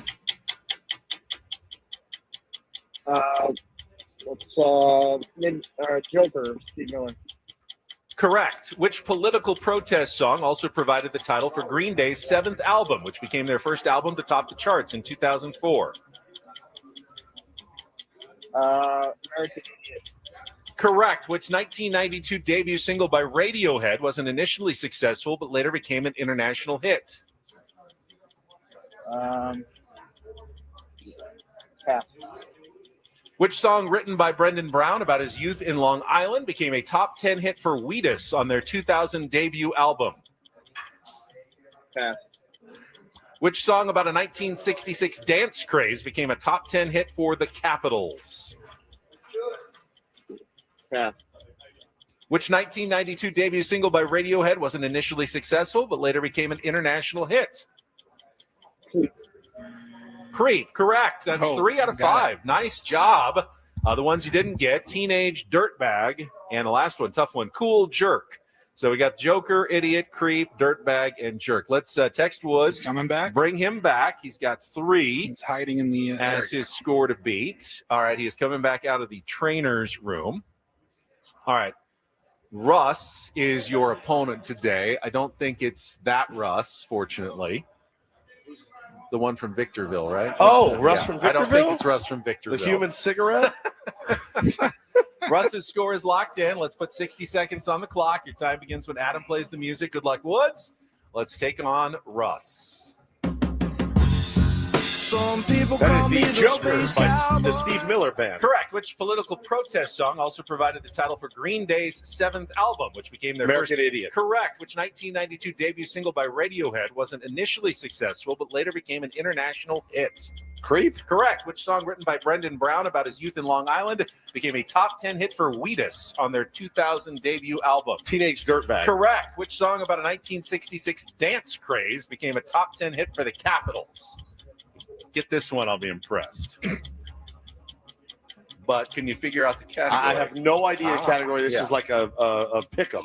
Joker, Idiot, Creep, Dirtbag. Oh, Joker, Idiot, Creep, Dirtbag, Taint. The Taint. Cool Jerk. Cool Jerk? Yeah, is that one. But you got 4-3 win for Woodsy today. Russ, thank you for playing. Good game, but came up a little bit short in That's Not Very Nice, today's category. Oh, I like that. Yeah, I like yeah, that. I insults. could not. I was like, what in the world? And I was doing this category with my buddy. He goes, why didn't you put Loser in by Beck? By I go, Beck? I don't know. I forgot about that Yeah. one completely. That would have been a perfect addition to this category. Adam, can you say Ben saying cool jerk, please. I might need that for another time. Thank you very much. All right, we're going to take a time out. Is everyone leaving out for the games already? Everyone's heading out to go stretch and warm up. But we got you guys for a little bit longer, so we'll you're do just going to have to go in cold. Okay.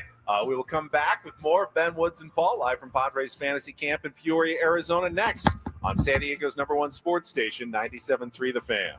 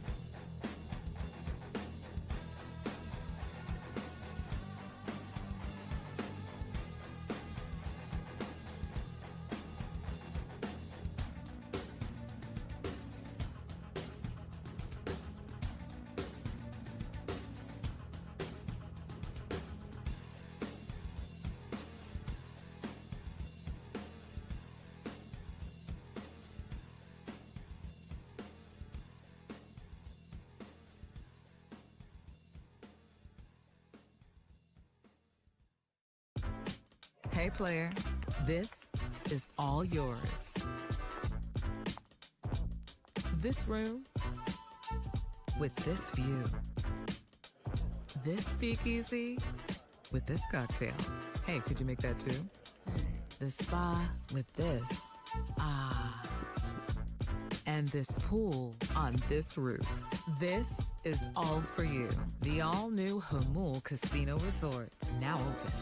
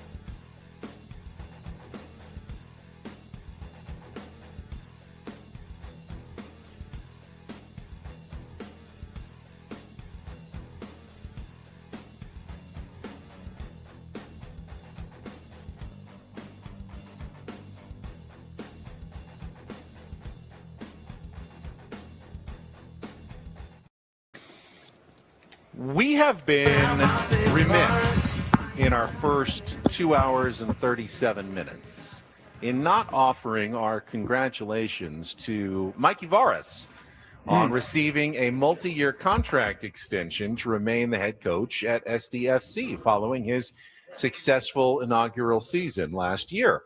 That was announced by the team yesterday. No official terms were revealed as to what kind of raise he's getting or how many years it is, although I would imagine, I don't think he was signed to a one-year deal to begin with. Right. So it's a multi-year contract extension, which is announced.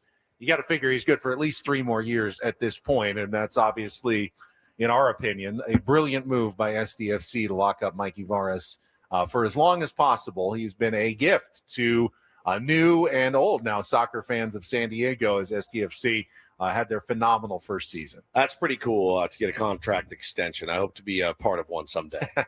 Paulie, would you book Mikey Varas for the show tomorrow so we can Talk to congratulate him, him personally? Yes. I'll give you like 30 seconds to get that done. All right, he is in. All right, what great. time? We're going to do, how about 7:15 a.m.? Okay, all right, good. And we'll do this on Thursday morning when we're all back in studio together. Oh, Thursday, beautiful. does that work? Thursday morning, 7:15. Okay. We'll push back. Don't do this. That'll be fine. Acceptable. Good work, Paulie. Thank you. Thank you. But yeah, that's clearly. I mean, you know, he in his first season had to get through some issues, including obviously the Chucky Lozano situation, which they have, for good or ill, resolved. Moving forward, they're going to loan him out or sell him to another team and move on. He had to take a team that nobody really knew each other at the beginning from scratch, build a system, build a culture, did that in remarkable time. And by the end of the season, we're clearly one of the top teams in all of Major League Soccer. I mean, you cannot really ask more of a coach in 1 year than what Mikey Varas did. And now as they come back and are already starting year number 2, they are so far ahead of where they were at this point last year, which was, hi, I'm, we're wearing name tags. Yeah, like, nice to meet you. Nice to meet you. I'm Anders. Welcome to the team. Welcome to San Diego. Guys never been to the United States before, some of them on the team at this point. Much further along, which should only bode very well for season 2 of SDFC.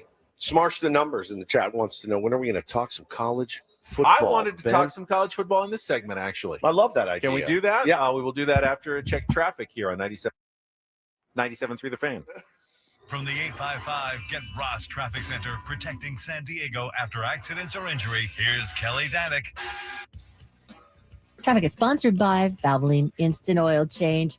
Well, guys, we still have a few problems out here. One of them is this collision on the East Street on-ramp to northbound 5. Looks like a motorcycle involved in this one. It's over to the right shoulder, and an accident clearing on northbound 805 right before 43rd. Westbound 8, hit-and-run accident before Severn. Those vehicles are over to the right shoulder. Also traveling on northbound 125 before the King Freeway. We're getting reports of some sort of debris in that right lane. Coastline ride, southbound 5, just past Cannon, accident in the clearing stage. New year, new goals. Start with your car at Valvoline Instant Oil Change. A fast oil change and essential maintenance checks help keep you moving into the new year. Check it off your list. Visit SoCalOilChange.com. Valvoline Instant Oil Change, ready when you are.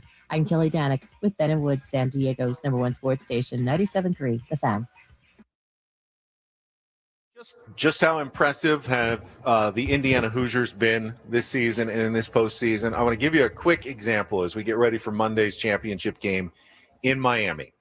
Last week, before the semifinal games, the odds makers did odds for all the potential championship combinations. All right, well, if it's Oregon against Miami, here's what it would look like. If it's Oregon against Ole Miss, here's what it would look like. If it's Indiana and Ole Miss, Indiana and Miami. And they said, well, knowing Miami would be the home team if they won, playing at Hard Rock Stadium, getting the luck of the draw. Yep. Indiana's been really good, though. They said, we still think Indiana would be a 5.5-point favorite. And then Indiana went out and smashed Oregon. Slaughtered them. And now, even though they're playing technically a road game in the championship, that number has gone from 5.5 to 7.5 to 8.5 now, as we are 6 days away from the college football playoff championship game on Monday. The Indiana Hoosiers, the most unheralded college football program in the country that has had zero success until last year when they hired Curt Cignetti, is now an 8.5-point road favorite in the championship game over arguably one of the hottest, nastiest, toughest teams in all of the country, Miami.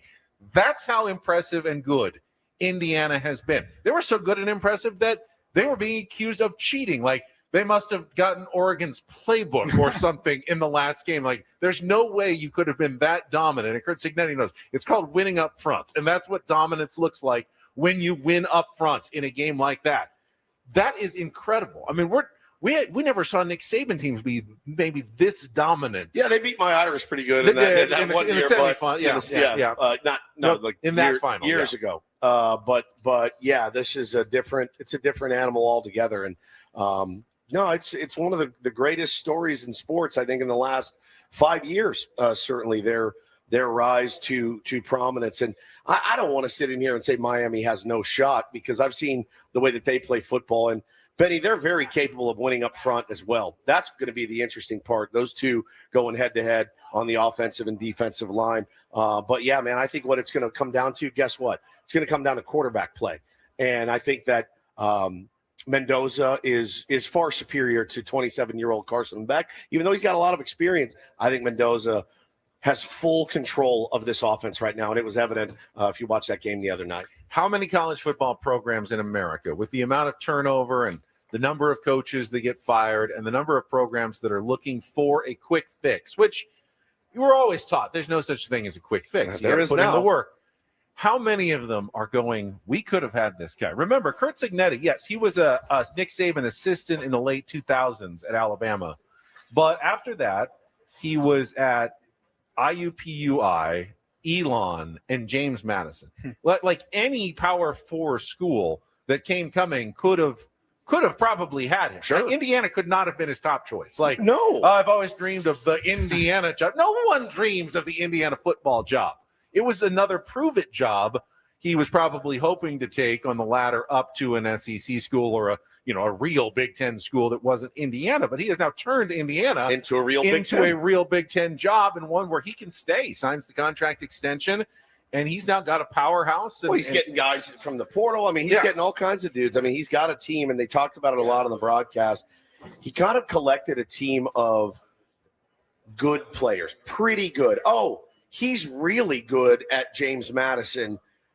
He'll be okay at Indiana, and he's turned those guys, all the guys with the chips on their shoulder, Ben, into this force to be reckoned with. And now the blue chippers are coming to play for him because they want to win. And I think that's a really cool story. And kudos to him and them for all their success. It's pretty remarkable. Now he's a serious guy. He's very serious. So much so that he had to defend himself. I saw a story where Curt Cignetti says, I do occasionally smile. Joker, idiot, creep, dirtbag, and jerk. He's not. I think he's just a very stoic, serious guy. I always wonder, too, how much of that with coaches is eyewash. We used to laugh at Belichick and Saban. Saban would be up 51-6 with a minute and a half left, and he's still stalking the sidelines. And listen, I understand. You play till the whistle blows. I think that's a great bit. But it is okay to let yourself go. I think we're good. We got a 46-point lead right now with a minute and a half left.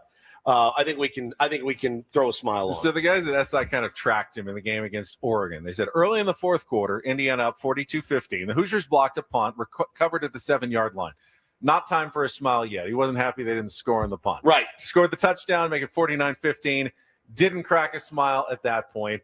Then 5 plays later, after a turnover on downs, 23-yard touchdown, made it 55-15 before the extra point. And then, and only then, with the 40-point lead in the fourth quarter in the college football semifinal, they say Cignetti cracked a smile. Maybe for the first time all year, cracked a smile for his team. It's been a cool story. I mean, yes, and as Smash the Number says, older players are getting paid.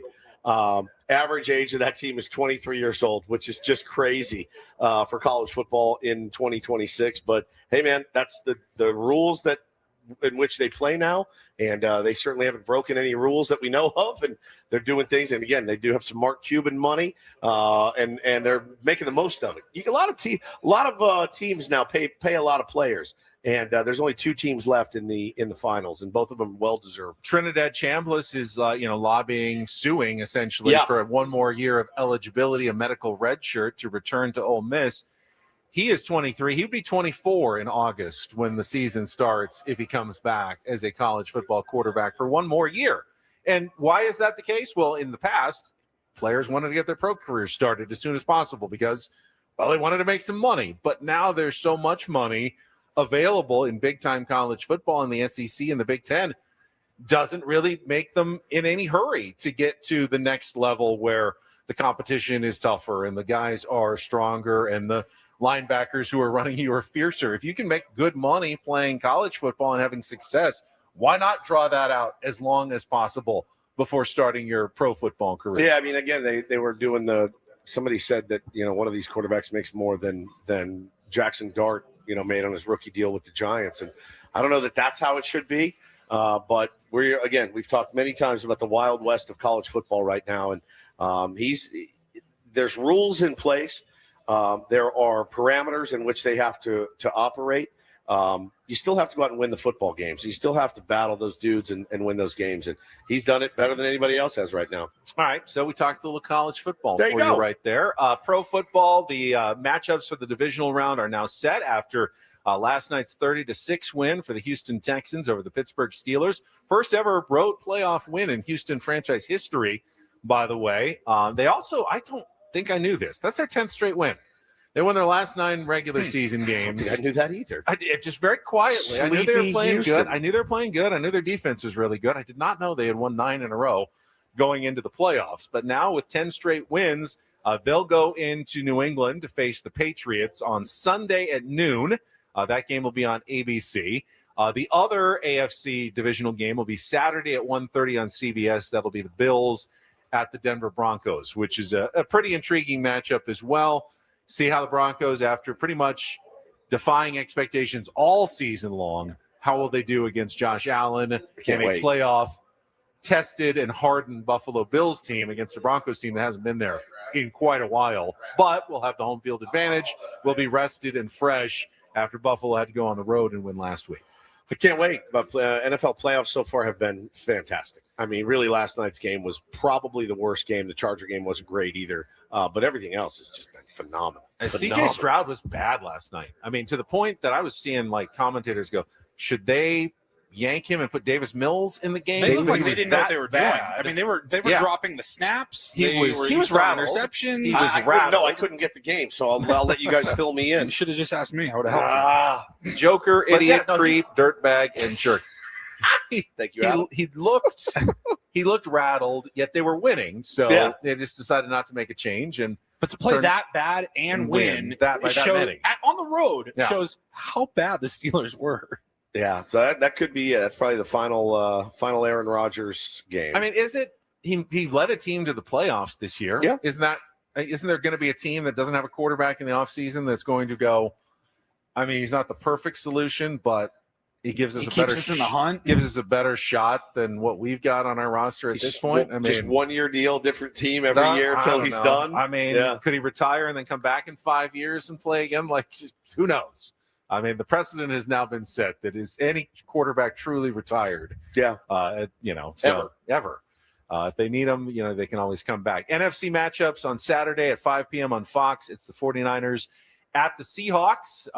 Every NFC West team other than the Cardinals is still alive. Rams at Bears will be the Sunday game at 3:30 on NBC. Adam, are we carrying most or all of those games this weekend on 97.3 The Fan? Yeah, all the games except for the early game on Saturday. We'll have UCSD basketball.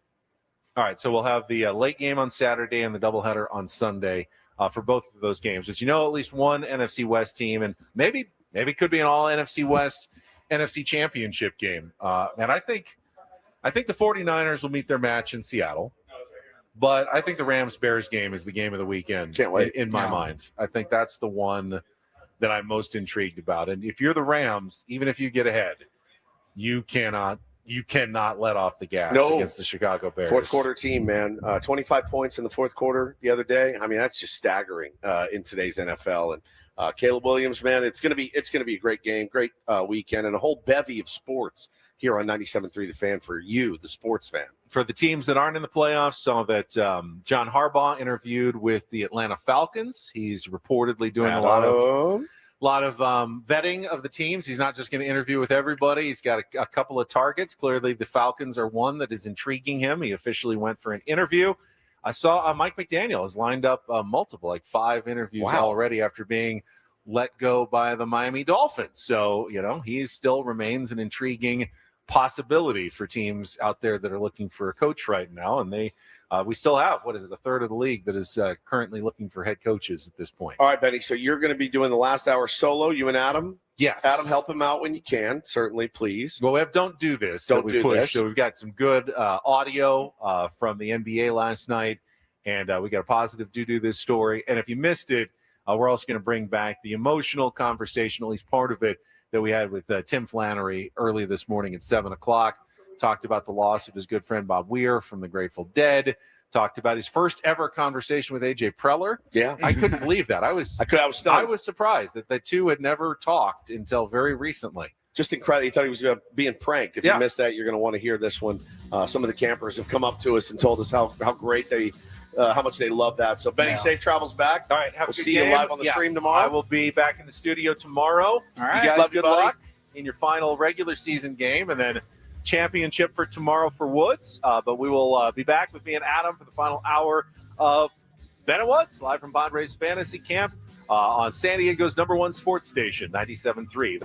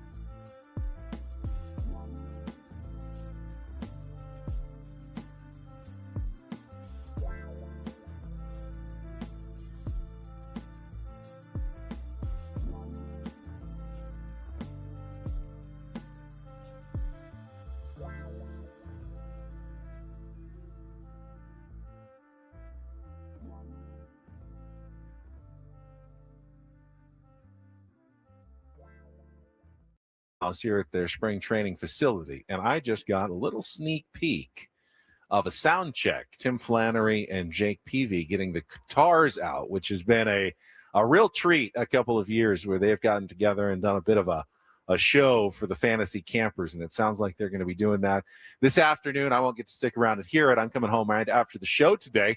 Paulie and Woods have headed out. It's their final, I guess you call it their regular season game before tomorrow's championship. And Adam, I don't know how it works necessarily around here at fantasy camp, but they play a round robin of games with all the different teams in the first few days, and then they actually keep standings. I mean, they do it pretty legit. They've got a scorekeeper. They've got real umpires. I asked Tom Seidler yesterday, where do you get the umpires? And he said, these are like minor league umpires who live in the area, and they're coming out to get paid, get a little work, prep before the season starts. So they have real umpires, 2 of them for each game, who come out, and they keep score. You know, they have some modified rules in terms of stolen bases and wild pitches because these aren't professional players, but they take the game seriously when they're playing them, and they keep the standings. And then at the end, with the 8 teams, they set up 4 final games that are played not on the backfields here, but in the stadium where the Padres and Mariners play their actual spring training games in the Cactus League. So you get to go and play in a real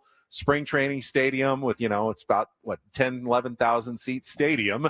And the earlier games are for the 7th and 8th place teams, and then 5th versus 6th, 3rd versus 4th, and then finally the last game of the whole week is the championship game. And for the first time ever, Adam, Woods is going to get to play in the championship game tomorrow. They've already clinched it. No matter what happens today, they'll play in tomorrow's championship game. So I know he's very excited about that opportunity. He's out joining his team for their last game right now of fantasy camp. But it's been a pretty fun week, as it always is. I've got to say, I'm fairly jealous of Woods because I used to be a pretty good baseball player when I was younger, and I really loved to play. And anytime I hear him talking about whether it's fantasy camp or playing in the adult league that he's in, I'm like, man, I would love to do that. I don't know how I could find the time to pull away from my 3 kids and be like, hey, wife, I'm going to go play baseball. Take care of the 3 kids. I think all the fantasy campers, almost all of them, go through the same sort of thing. And I didn't even come out here for the first few years. I just felt like there's no chance.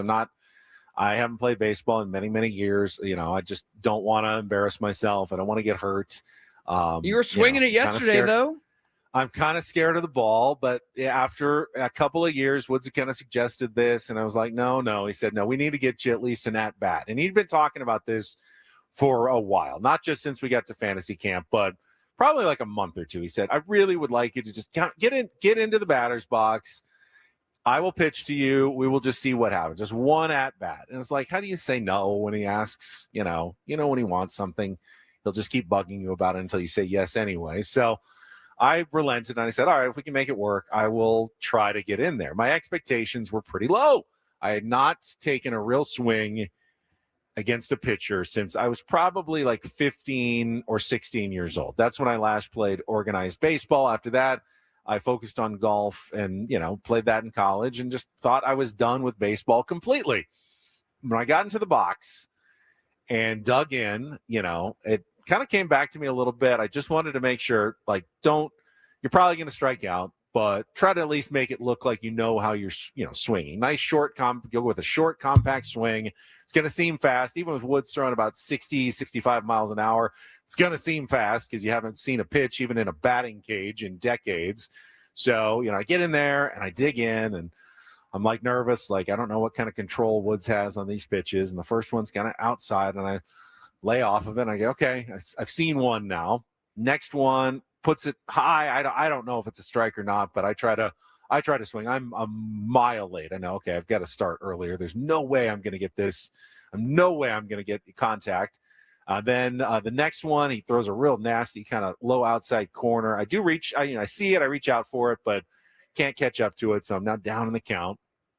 Comes back, and I get a piece of his next pitch. I foul it off just at the plate. It goes right behind me, but I'm like, okay, I touched it. If I can foul one off, I can hit it. Throws us a cutter that's high and outside, so I lay off that one. And then I actually did think, okay, here we go, ready. And I saw one coming inside, and I pulled off a little bit, but I was able to get my hands to it and hit the ball to the left side through the left part of the infield. He's probably right. In any legitimate, organized baseball with an infielder, it's a ground out to shortstop. But in fantasy camp, they say that's a fantasy camp single. So I was pretty proud of myself yesterday. You should be proud. You got bat on ball. That's what matters. How much movement was on his pitches, though? Like, can he spin it? Jake Peavy said the cut. He liked the movement that he had on his cutter. It was hard for me to tell. He did not throw me a slider. He has a slider. He was kind enough to at least not throw me a breaking ball in my first at bat in years. So I will give him credit for being very fair-minded. And he was also pretty careful not to hit me. The only pitch that was even remotely on the inside part of the plate was the one I actually hit. So, I did not want to get drilled in my first at bat in years. So I appreciated that. But it was a good moment. And it actually has made me consider the possibility of when I come back, could I actually do this? Could I actually play baseball at the age of, it'll be 51 next year when we come back. But I'll put some thought into it. I don't want to take a spot away, though. There's so many fantasy campers here now. They've gotten the numbers over 100 fantasy campers. They filled up one locker room. They filled up half of the minor league locker room. It's a pretty amazing week. And I do encourage, if for any reason you thought you might have an opportunity to do it, you could swing it financially, the time off necessary to come out to Arizona. If you're a baseball fan, if you've played the game and you're a Padres fan, it's pretty unbelievable. I'm always surprised at really how much you do get when you're out here in terms of the experiences with the coaches, not just on the field, but off the field, the dinners, the events that they plan. You get the access to the training room, to the cafeteria. They have food out here for everybody in the mornings and in the afternoons. It's really spectacular. I really cannot say how, just the magic that is in the eyes of all these players out here. It's really fun to just kind of witness for me as an observer. I mean, look, the story that Jake Peavy told yesterday about the dinner with he and Trevor Hoffman and the bill they rung up, right? And yeah, that still sits with me and all the people who go to the camp and got to experience, they got to have an amazing dinner with a Hall of Famer and Trevor Hoffman. But not only that, they got to experience what it's like to have the prank pulled on them. And I was telling my wife that story last night and laughing about it. And she laughed because it's a great story. But then she goes, they didn't even get to enjoy the terrific dinner because they were worried about the check. They're so nervous about the check. I had that same thought, but I also thought, and if you missed it, yeah, They ordered good bottles of wine. They ordered 3 seafood towers. Those things, like $140 a pop at most restaurants at this point. So, the bill is quickly climbing into the thousands of dollars. And the campers think, all right, we're going to have to split this, like 10 or 11 ways. This is going to be several $100s per person. But if you thought about, you have these charity auctions where if you could say steak dinner with Jake Peavy and Trevor Hoffman. Right. What would you bid on that at one of those silent auctions? I'll but at least you're choosing to make that $3,000. You're choosing to make that bid, but these guys actually ended up with that as part of their fantasy camp experience. For the price of fantasy camp, they also got this unbelievable experience to go, and not everyone gets that. Those campers on that team happen to be absolutely extra fortunate, but it's fun to even just go down it's fun to go to the Chili's down the street with Heath Bell or whatever, and just you get to experience that as well. So pretty amazing week so far, and I'm glad I got to experience it again, and glad Paulie and Woods are getting to play and will be here through the championship games tomorrow. Meanwhile, it also leads always to a bit of an awkward situation because we do talk some Padres baseball. We did earlier today, talked about rumors flying around that Nick Pivetta remains a guy who is being actively discussed in trades by A.J. Preller. But for me, it's always a little uncomfortable to discuss my only semi-informed opinions on the San Diego Padres while sitting in their building. A.J. Preller has offices. He's not here right now, I don't think, but he has offices upstairs. Anyone from the organization, can listen to what I am saying about their team, about their employer. But Ben, he listens to the show, right? He caught you on the day after the trade deadline. So what's the difference? I don't know. I'm sitting in his building right now. He's got a million spies and moles in here all over this place. I think it's more for me. I'm worried about sounding like an absolute fool. You idiot. We would never trade Nick Pivetta. I can't believe you believe those rumors in the Athletic. There's no chance well, that's all the information that I've got to run on. Unless you want to text me and tell me exactly what you're thinking, I'm just going to sit here and, repeat the rumors that we've been hearing this offseason, which, again, don't make a lot of sense. Ben, you could get your brother plays hoops with AJ. You could get your brother to ask him, like, hey, can you just, shoot this rumor down? Let me tell Ben. I don't really get intermediary much information.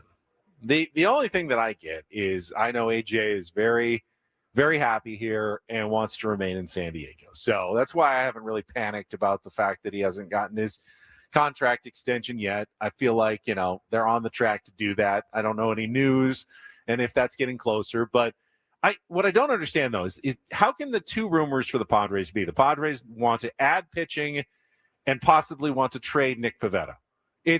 Those are the opposite things. Those are the two biggest rumors going around, that the Padres want to add pitching and potentially trade Nick Pivetta. That makes no sense. Not totally. The Venn diagram? There's a small portion of it that overlaps.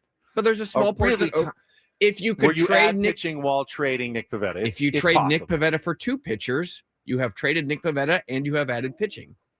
It's a big if. You could have free some money to potentially sign a third pitcher. And, you could add depth that way. Unless you get remarkably lucky or remarkably savvy, I can't imagine any of those three pitchers that you would get are going to be anywhere near as good as Nick Pivetta was last year. Otherwise, why would the other teams be trading away good pitching to get a guy who isn't as good as Nick Pivetta is? So I don't know if there's a way to make the team better. I didn't say how good the pitchers would be. I just said you'd be adding. Well, I know. So to me, that's the most confusing rumor, but it's the one that keeps popping up every couple of weeks. All right. Good reminder. It is time to announce the biggest fan. A little late here. I apologize. But if you hear your name called, you'll have 10 minutes to call us back and qualify for our grand prize drawing. It is a night in the Padres Odyssey Suite at Petco Park this season with all the fan staff. 20 tickets for you, catered by Spiro's Mediterranean Cuisine. And our biggest fan this morning is Robert Hutzlar from Chula Vista. Robert Hutzlar from Chula Vista. You are now on the clock for the next 10 minutes, 833-288-0973. Adam will be looking for your call during the break. Remember, you still have time to register your name for our biggest fan contest at 973thefan, sd.com/biggest-fan. I have names for you every day at 9, 1 o'clock, and 5:30. While Robert gets his opportunity to call, we'll take a timeout. When we come back, pushed it back from earlier, time for Don't Do This, including an NBA head coach who had a very unique way of making his point about what he thought was a blown call at the end of a game, plus the college basketball game that should have been impossible to lose, and how a team lost with a 2-point lead, 0.1 seconds left, and the ball on the absolute opposite end of the court. We'll explain that coming up next after a check of traffic with Ben Woods on San Diego's #1 sports station, 97.3 The Fan. First, though, before I go, want to make sure everybody knows that you still have the opportunity to sign up for SDFatLoss.com's biggest sale of the year. Their New Year's sale extended due to massive popular demand. People want to start the program. And even if you haven't done so yet, you can still follow through on your New Year's resolutions by losing up to a pound of fat per day and 10 to 20% of your body weight in just 60 days, thanks to SDFatLoss.com and the great support you're going to get from their counselors and coaches who will team up with you to show you how to eat, when to eat, and a program that is based on real food that you're eating normally, like chicken and steak and vegetables. It made such a difference for me because I wasn't relying on shakes or bars that you're not going to eat forever. I could barely get through it on other programs for a couple of months, and then instantly I went back to real food, and the weight started slowly coming back on. Well, with SDFatLoss.com, I lost 40 pounds in 60 days. I've kept that weight off. Looked pretty good in that video. Taking a swing off Woods yesterday. I was proud of myself that I've kept that weight off, and I've also probably would not have been in shape to even be able to do that a couple of years ago if not for SDFatLoss.com. Again, sign up for your free consultation online, and you will have no injections. You don't need exercise to lose weight on this program. You'll be able to exercise after you go through the program. I've been able to exercise more after finishing SDFatLoss.com. All you have to do is get the program started. Take advantage. 20% off now at SDFatLoss.com. Results may vary.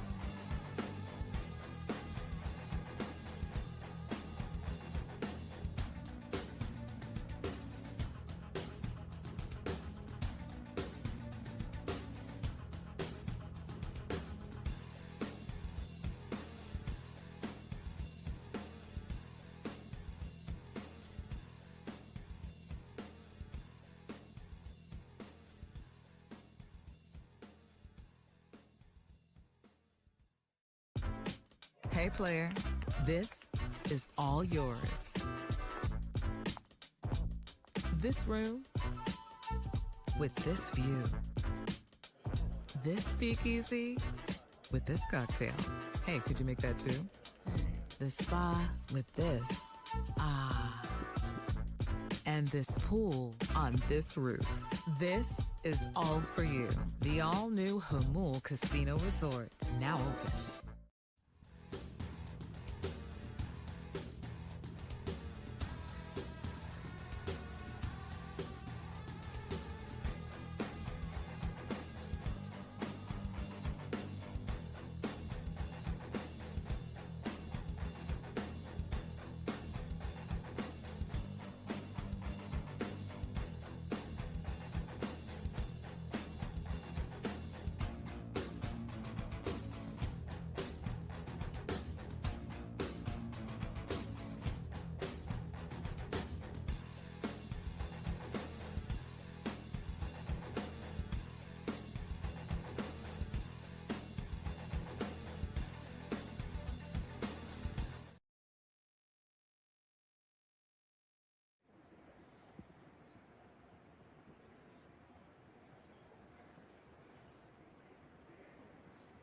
Sports that make us all shake our heads. How many times do I have to tell you? I'm sorry, I fudged up, guys. You idiot. You moron. Dumbass. The apple sometimes does fall from the tree. Don't do this. Do not tweet that. With Ben and Woods. I like a Nickelback song or two. On 97.3 The Fan.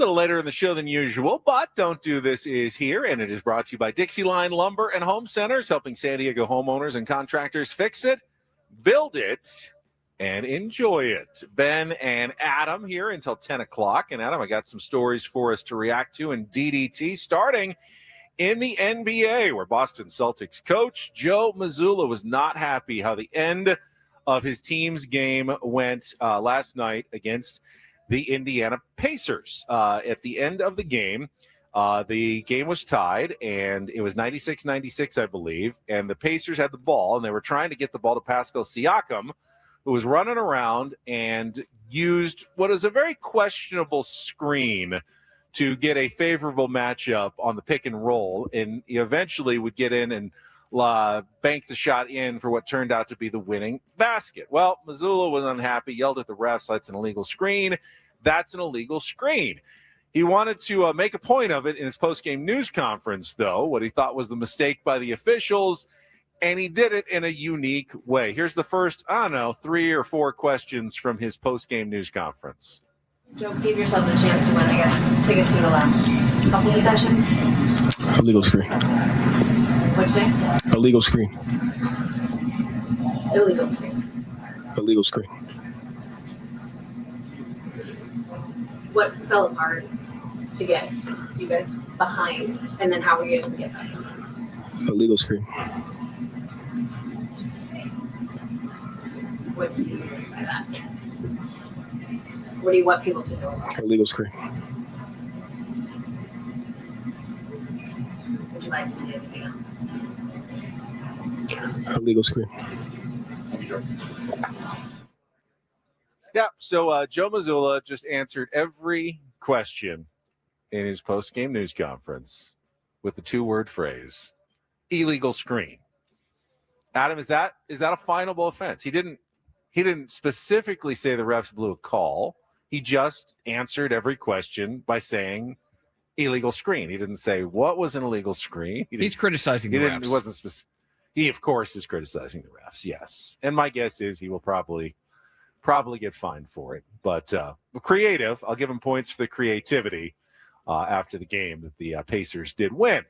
Speaking of games that were decided late, this was actually over the weekend, but I just saw this yesterday, and I thought, you do not have a more don't do this ending than the way Chicago State lost their game to Stonehill College on Saturday night. They're on the road. They're looking to pull off a Northeastern Conference upset on the road. Chicago State, not very good. I think they were 2-14 coming into the game, but they had a 71-69 lead with 1/10 of a second remaining. Now, Stonehill had the basketball, was going to inbound it, but they were on the wrong end of the court. They had to go the entire 94 feet, and with only 0.1 seconds left, they would have had to tip in a shot to tie it, or tip in a three-pointer, if that's even possible, to win the game. So really, you don't have to do anything. As soon as they touch it, all you have to do is defend a complete full-court lob pass and not let them tip it in right at the it's got to be the easiest win in history. So they come out, and Stonehill sets up their inbound play with 94 feet to go in 0.1 second. And Chicago State starts to set up their defense when their coach looks out there and goes, all right, I want a timeout to tell my team what they need to do. Calls the timeout. Here's the problem. Didn't have any timeouts left, and it was a 2-shot technical foul for calling a timeout with no timeouts remaining. Stonehill sunk both of the free throws to tie the game, and then ended up winning the game in overtime, 85-82. The only way they could have lost that game was by the coach calling an illegal timeout, and he lost the game for them. I mean, I don't think "don't do this" gets any clearer than what Chicago State did over the weekend. DD mega doo-doo. All right, on to the doo-doo this story, and I just wanted to give a nice bit of congratulations to the 2 newest members of the Breitbart Hall of Fame, inducted last night at ceremonies put on by our friend Annie Heilbrunn. They had the big ceremony and dinner to honor Steven Strasburg and Barry Zito, who are both inducted into the Breitbart Hall of Fame, honoring some of San Diego's most legendary athletes. Of course, both coming up through San Diego. Steven Strasburg on his way to San Diego State as well, and eventually winning his World Series title with the Washington Nationals after becoming the #1 pick in the draft. Now back working for San Diego State with the baseball program. And, of course, Barry Zito having his success with the Oakland Athletics after growing up in San Diego as well. I think going to Uni High School and becoming one of the top pitchers in the country. And like Tim Flannery, a guy who's also musically talented with the guitar. He actually moved to Nashville. He lives in Nashville now and concentrates on his music, but he was back in San Diego this week and being honored last night at the Hall of Champions Breitbart Hall of Fame induction dinner, which they do every January. Always do a good job. I'm sorry I missed it this year, being out here in Arizona. They also honor Stars of the Year. Adrian Morejon of the San Diego Padres was honored as one of the Stars of the Year. He was there along with his translator for the night. Ruben Niebla came along, which I thought was very cool to see Ruben there supporting Adrian and acting as translator for the ceremony. Anders Dreyer of SDFC was also honored as one of the Stars of the Year as well, which was pretty cool. And it's always a cool evening to honor some of the greats in San Diego sports. And that is Don't and Do This for a Tuesday. That was Don't Do This with Ben and Woods on 97.3 The Fan. All right, before we do anything else, first, let me congratulate Bob called in, Bob Hutzler from Chula Vista. Bob, are you there, by the way? I am here. Oh, congratulations. Thanks for holding on. Adam says you called in within the 10 minutes, so you are qualified for our grand prize drawing for the night in the Odyssey Suite at Petco Park. Thanks for listening to 97.3 The Fan. That would be awesome. I listen to you guys every day, so I was excited when I heard my name called this morning. So that's great. Nice job, Bob. Nice job. Thank you very much. It's just that easy. You can listen again during Braden's show at 1 o'clock today for someone else's chance to win. Adam will get all our information if he hasn't already. Plus, we get a little breaking news from our friend Katie Wu, who is, of course, now covering the Dodgers for The Athletic. But this is not Dodgers news. This is from her old beat. She says the Arizona Diamondbacks are in serious discussions to acquire third baseman Nolan Arenado from the St. Louis Cardinals. Multiple sources tell The Athletic. So the Cardinals, who unsuccessfully tried to trade Nolan Arenado last offseason, may finally have a taker. And this comes after the Diamondbacks, did not win the Alex Bregman sweepstakes, clearly, since he's going to Chicago, and did not trade Ketel Marte. He remains in Arizona and reportedly will stay there. So question is, how much money are they going to pick up? How much is St. Louis going to pay on Arenado's contract? But Nolan Arenado could be coming back to the NL West, where he started with the Colorado Rockies, moving on to the Arizona Diamondbacks. Speaking of Alex Bregman, some interesting revelations in how that all played out in his signing with the Chicago Cubs and not returning to the Boston Red Sox. We can get to a little bit of that, and we're going to bring back our conversation with Tim Flannery from earlier in the program. It was emotional. It was fantastic. And we'll do that before we wrap up the program all next year on San Diego's #1 sports station, 97.3.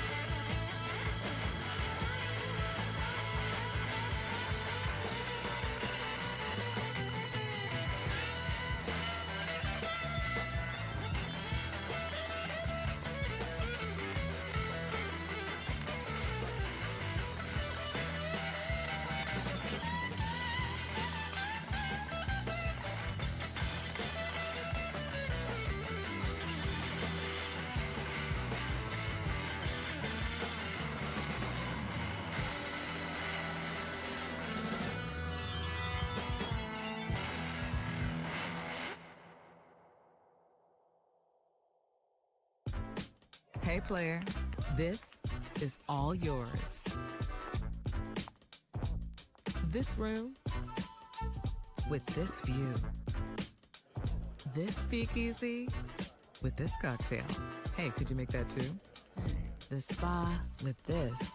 Ah. And this pool on this roof. This is all for you. The all-new Hamul Casino Resort, now open.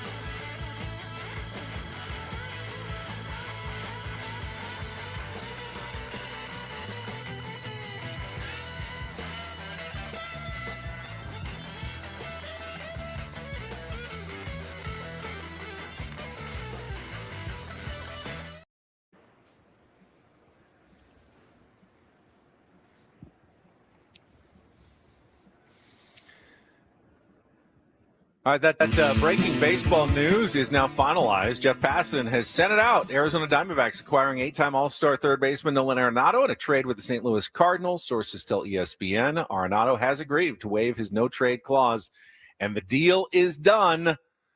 First on it, Katie J. Woos. So Nolan Arenado returning to the NL West. The Diamondbacks did not, of course, get Alex Bregman, so they get third baseman Nolan Arenado instead. No idea what kind of money is being exchanged in this deal. But Adam was telling me that, was it AJ Pierzynski had some interesting insight into how the end of the Alex Bregman free agent negotiations played out with Boston. Sounds like the Boston Red Sox really wanted to keep him, but didn't want to keep bidding against themselves for his services and didn't believe that he had the offer from the Cubs that he had, Adam? Yeah, that's what it sounds like. This is AJ Pierzynski, former Major League catcher. Yeah. Obviously, he's a cast member on Foul Territory. This is from yesterday's show.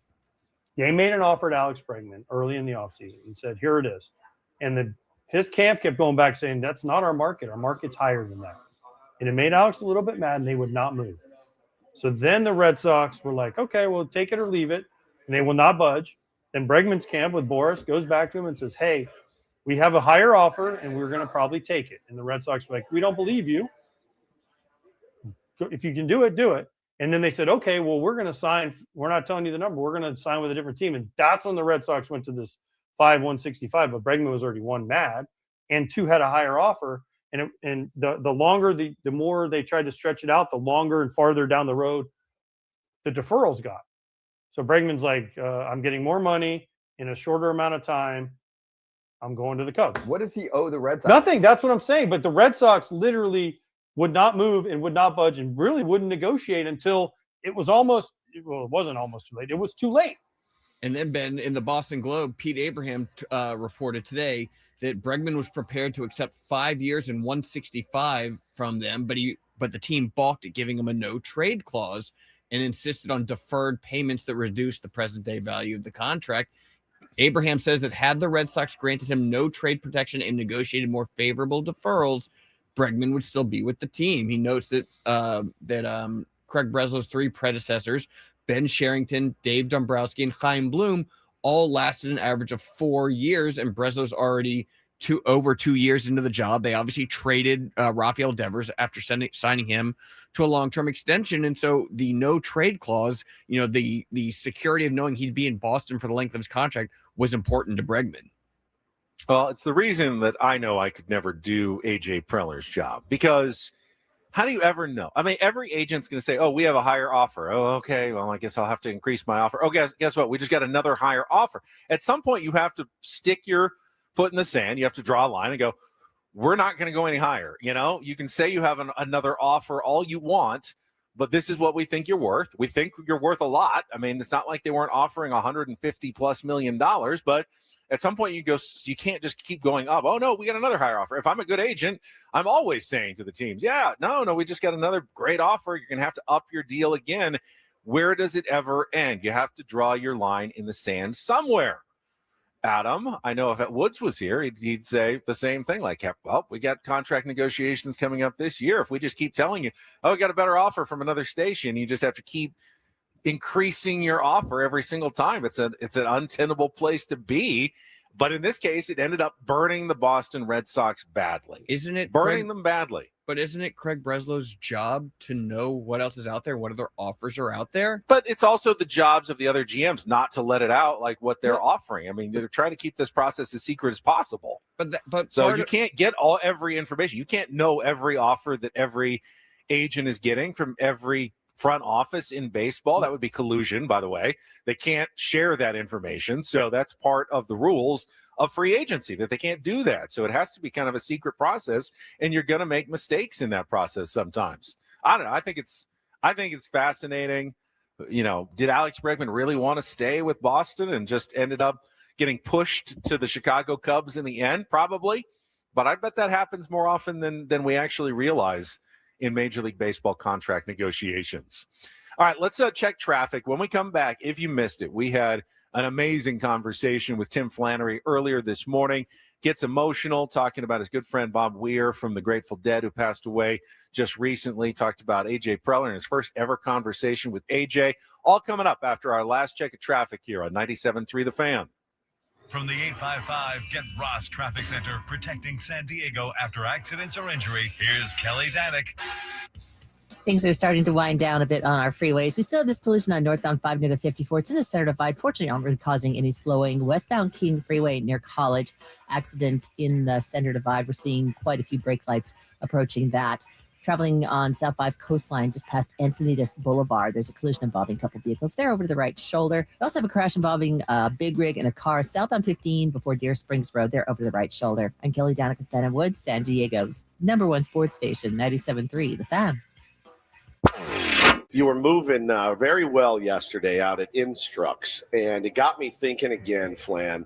I said it this morning. It's probably it should not be a hot take, but my take is you belong on a major league team in a major league clubhouse for 162. You really do. I mean, I watch you. I watch how you handle all these morons out here, myself included. And I know how you speak about the game. I hear how you speak about the game. You're all heart. You're all soul. Is that something you would be interested in taking that phone call? And I'm going to tell you what has happened here.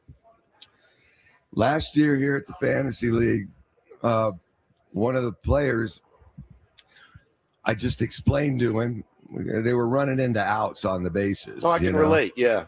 We were down 4 runs in the last inning, and we had 2 outs left, and guys were just running into outs. So I got them together and said, hey, if you guys were going to go to the Himalayas or go find the greatest god of the game, to go find the great spirit, the most genius baseball mind in the world, you'd have to get on an airplane and fly to the Himalayas.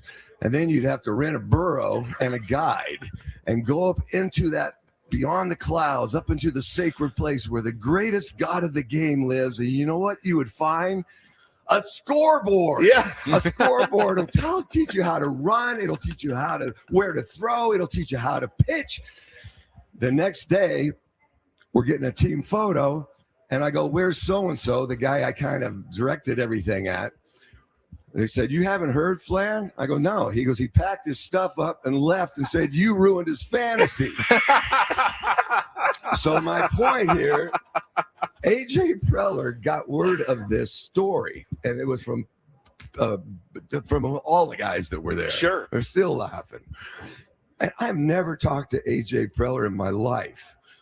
And I get these text messages during a playoff game that I'm watching, and I'm going, somebody's screwing. Somebody's messing with me. I'm not even going to answer. So I go out and I get the message, and he's laughing on the message. It says, call me. I want to talk to you. So I call him, and he goes, we might need something like this. Yeah! And I immediately said, AJ, I don't want, this was before the manager said, I don't want to manage. I don't want to coach.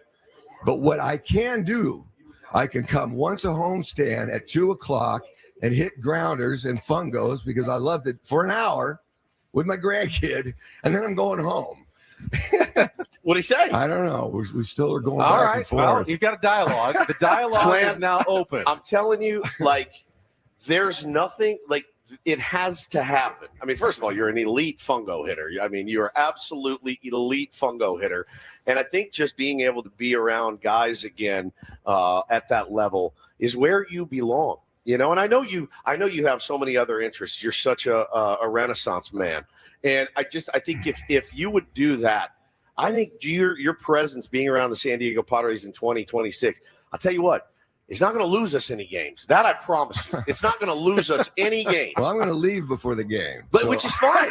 But any advice or wisdom that you could pass on to the Jake Cronenworths of the world, the Manny Machados of the world, the Xander Bogarts of the world. I get it, but I also respect all the coaches who are infield coaches and respect the people they hire. Sure. Because, number one, they go through the grind. They go through the 162 games in 180 days. You're going through spring training. I would never, it's like somebody coming up to me. I would never be around anybody enough to know their tendencies. And as coaches, we coach tendencies. And as a third base coach, I I was pretty damn good at the end of it. I tell the people in San Francisco, you guys saw me the last 8 years, but I did it for like 20 years. And you have to go through all these things. But you could be the best third base coach and go to another team. But if you don't know the tendencies of the players, because that's what we do as coaches, we coach tendencies.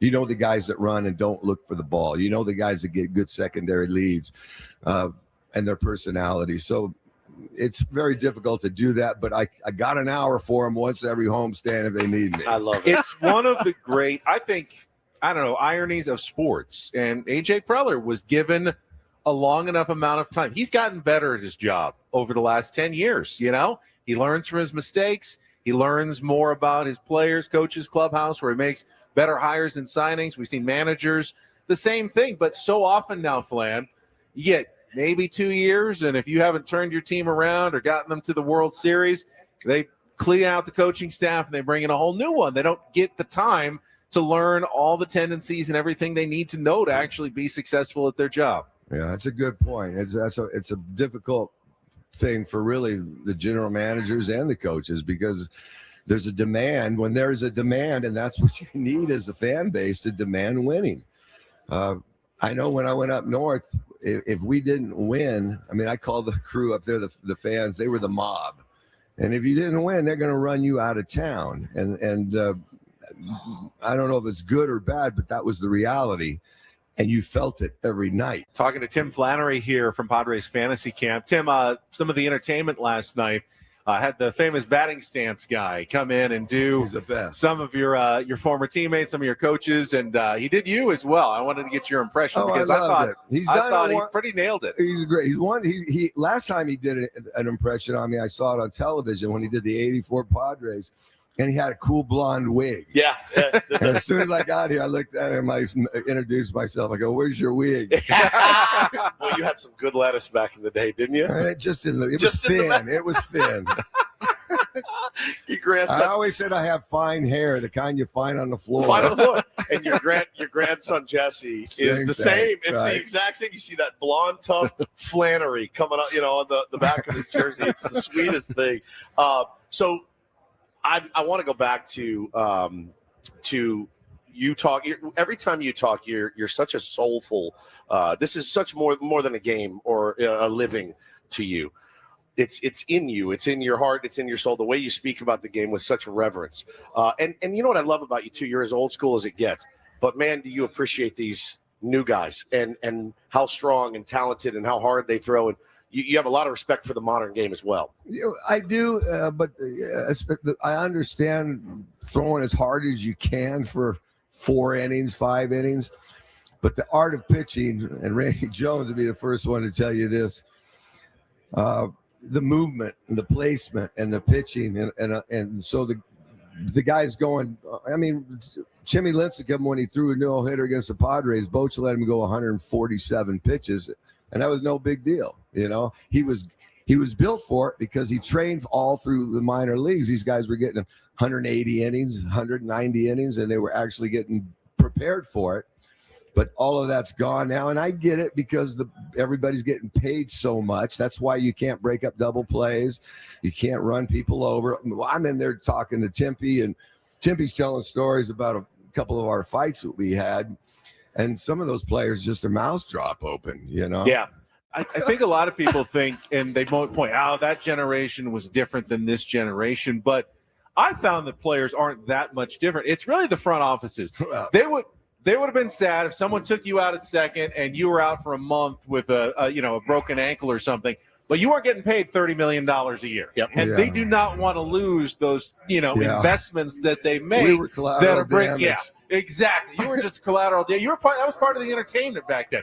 Oh, fans love this. We'll just put another guy in there and he can get damaged tomorrow. Now, when they're paying these guys, like, we can't afford to let these guys get hurt. It's we're paying true. them too I much. understand that so now. it's like, the bigger bases. Don't touch those guys out there. They are too valuable. I wanted to mention, we did not mention this on the show, but you lost a dear friend and a musical icon in Bob Weir from the Grateful Dead. Bob Weir joined the Grateful Dead when he was 16 years old and just played his last concert 6 weeks ago, maybe a month ago in Golden Gate Park. And not only a friend, but a guy that you got to jam with and make music with. And we got a few minutes left. I wanted you to talk on Bobby Weir for a second, if you could. He's a beautiful, beautiful, beautiful soul. And I was not a deadhead. I did nothing. I had no idea about. I mean, I knew they were the Grateful Dead, but I didn't follow them. I wasn't really into the music at that time. And when that fan got beat up, Brian Stowe up there. When I went up there, I wasn't going to let anybody know about my music. I was just going to. I had a 2-year contract, Boach and I did, no guarantees. Like, I'm not going to let anybody know about anything about me. I'm just going to coach. It didn't happen. And when Brian Stowe got hurt, they called me and said, we'd like you to start because we know you can do it. Do a couple benefits for him to raise some money. So I brought my varsity lunatic fringe band up there, who are as good as they get, and we were playing a show. And now I get this message from Bobby Weir that he wants me to come out to a studio. And I looked at a guy who was a deadhead on the bus. I go, do you know Bobby Weir? He went nuts. I said, all right, well, I'm going to go see him on a day off. So I went up and spent the day at his studio, and he goes, I don't know what we're going to do. Let me slumber on it. So anyway, he called me and said, I want to help you with these shows. So him and I started playing shows. I had to learn a bunch of dead songs because I didn't know any of them. And it was just wonderful. And our relationship just kept growing. He brought me to places. Him and Jackie Green, a solo acoustic, and I posted it on my band page. I saw this. I fly in from Maui, and they have sold out the Balboa Theater in San Diego. And I go, Bobby, you're in my hometown. I'd love to see the show. Can you leave me a ticket? He goes, oh yeah, Jim. Yeah. Hey, bring your guitar and amp and be there at 4 for sound check. I played 6 songs in this concert. I'm on stage going, all I wanted was I just want to watch. I wanted a ticket. And our relationship went on and on and on. And that's when him and Phil Lesh asked me to sing the national anthem because Jerry Garcia had passed. And so they sent me, and I never wanted to sing the anthem at the time because it was a very difficult vocal range. But they sent me, and this is one of the greatest lessons that Bobby told me, and I never knew about it until recently. It took a while for me to understand it. But I wanted to go over it one more time, the national anthem, because I was supposed to sing this high harmony that Jerry Garcia used to sing. And I'm coaching in the World Series in like 5 minutes after the anthem, you know? So right before I go, hey, Bobby, we already practiced it 2 or 3 times. I go, can we go over it one more time? He goes, come on, Tim, don't take the sport out of it. Oh. And I had no idea really what that meant until now because I'm addicted to playing that show, solo, duo, with the whole band. How are we going to do it? How are we going to pull it off? Being in the moment, not always having it so perfect where you have to listen to every note and make it. You have to be in the moment and be a part of the song. And that's one of the lessons. That's profound. And when I had staph infection and I was dying in the hospital 5 years ago, I was in there for 2 months.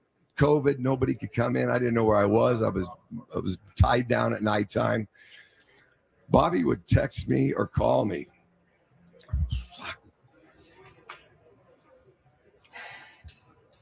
Like once a week, you know, I'm going, how did this happen? You know? Yeah, it's a dream. It's a dream. And what a lesson that is right there.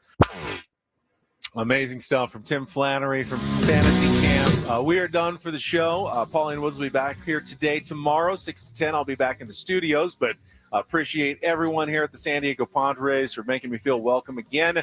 Thanks to Adam Klug back in our studios. More baseball news with Braden coming up next year. Don't go away. Have a great rest of your Tuesday from all of us here at San Diego's #1 sports station, 97.3 The Fan.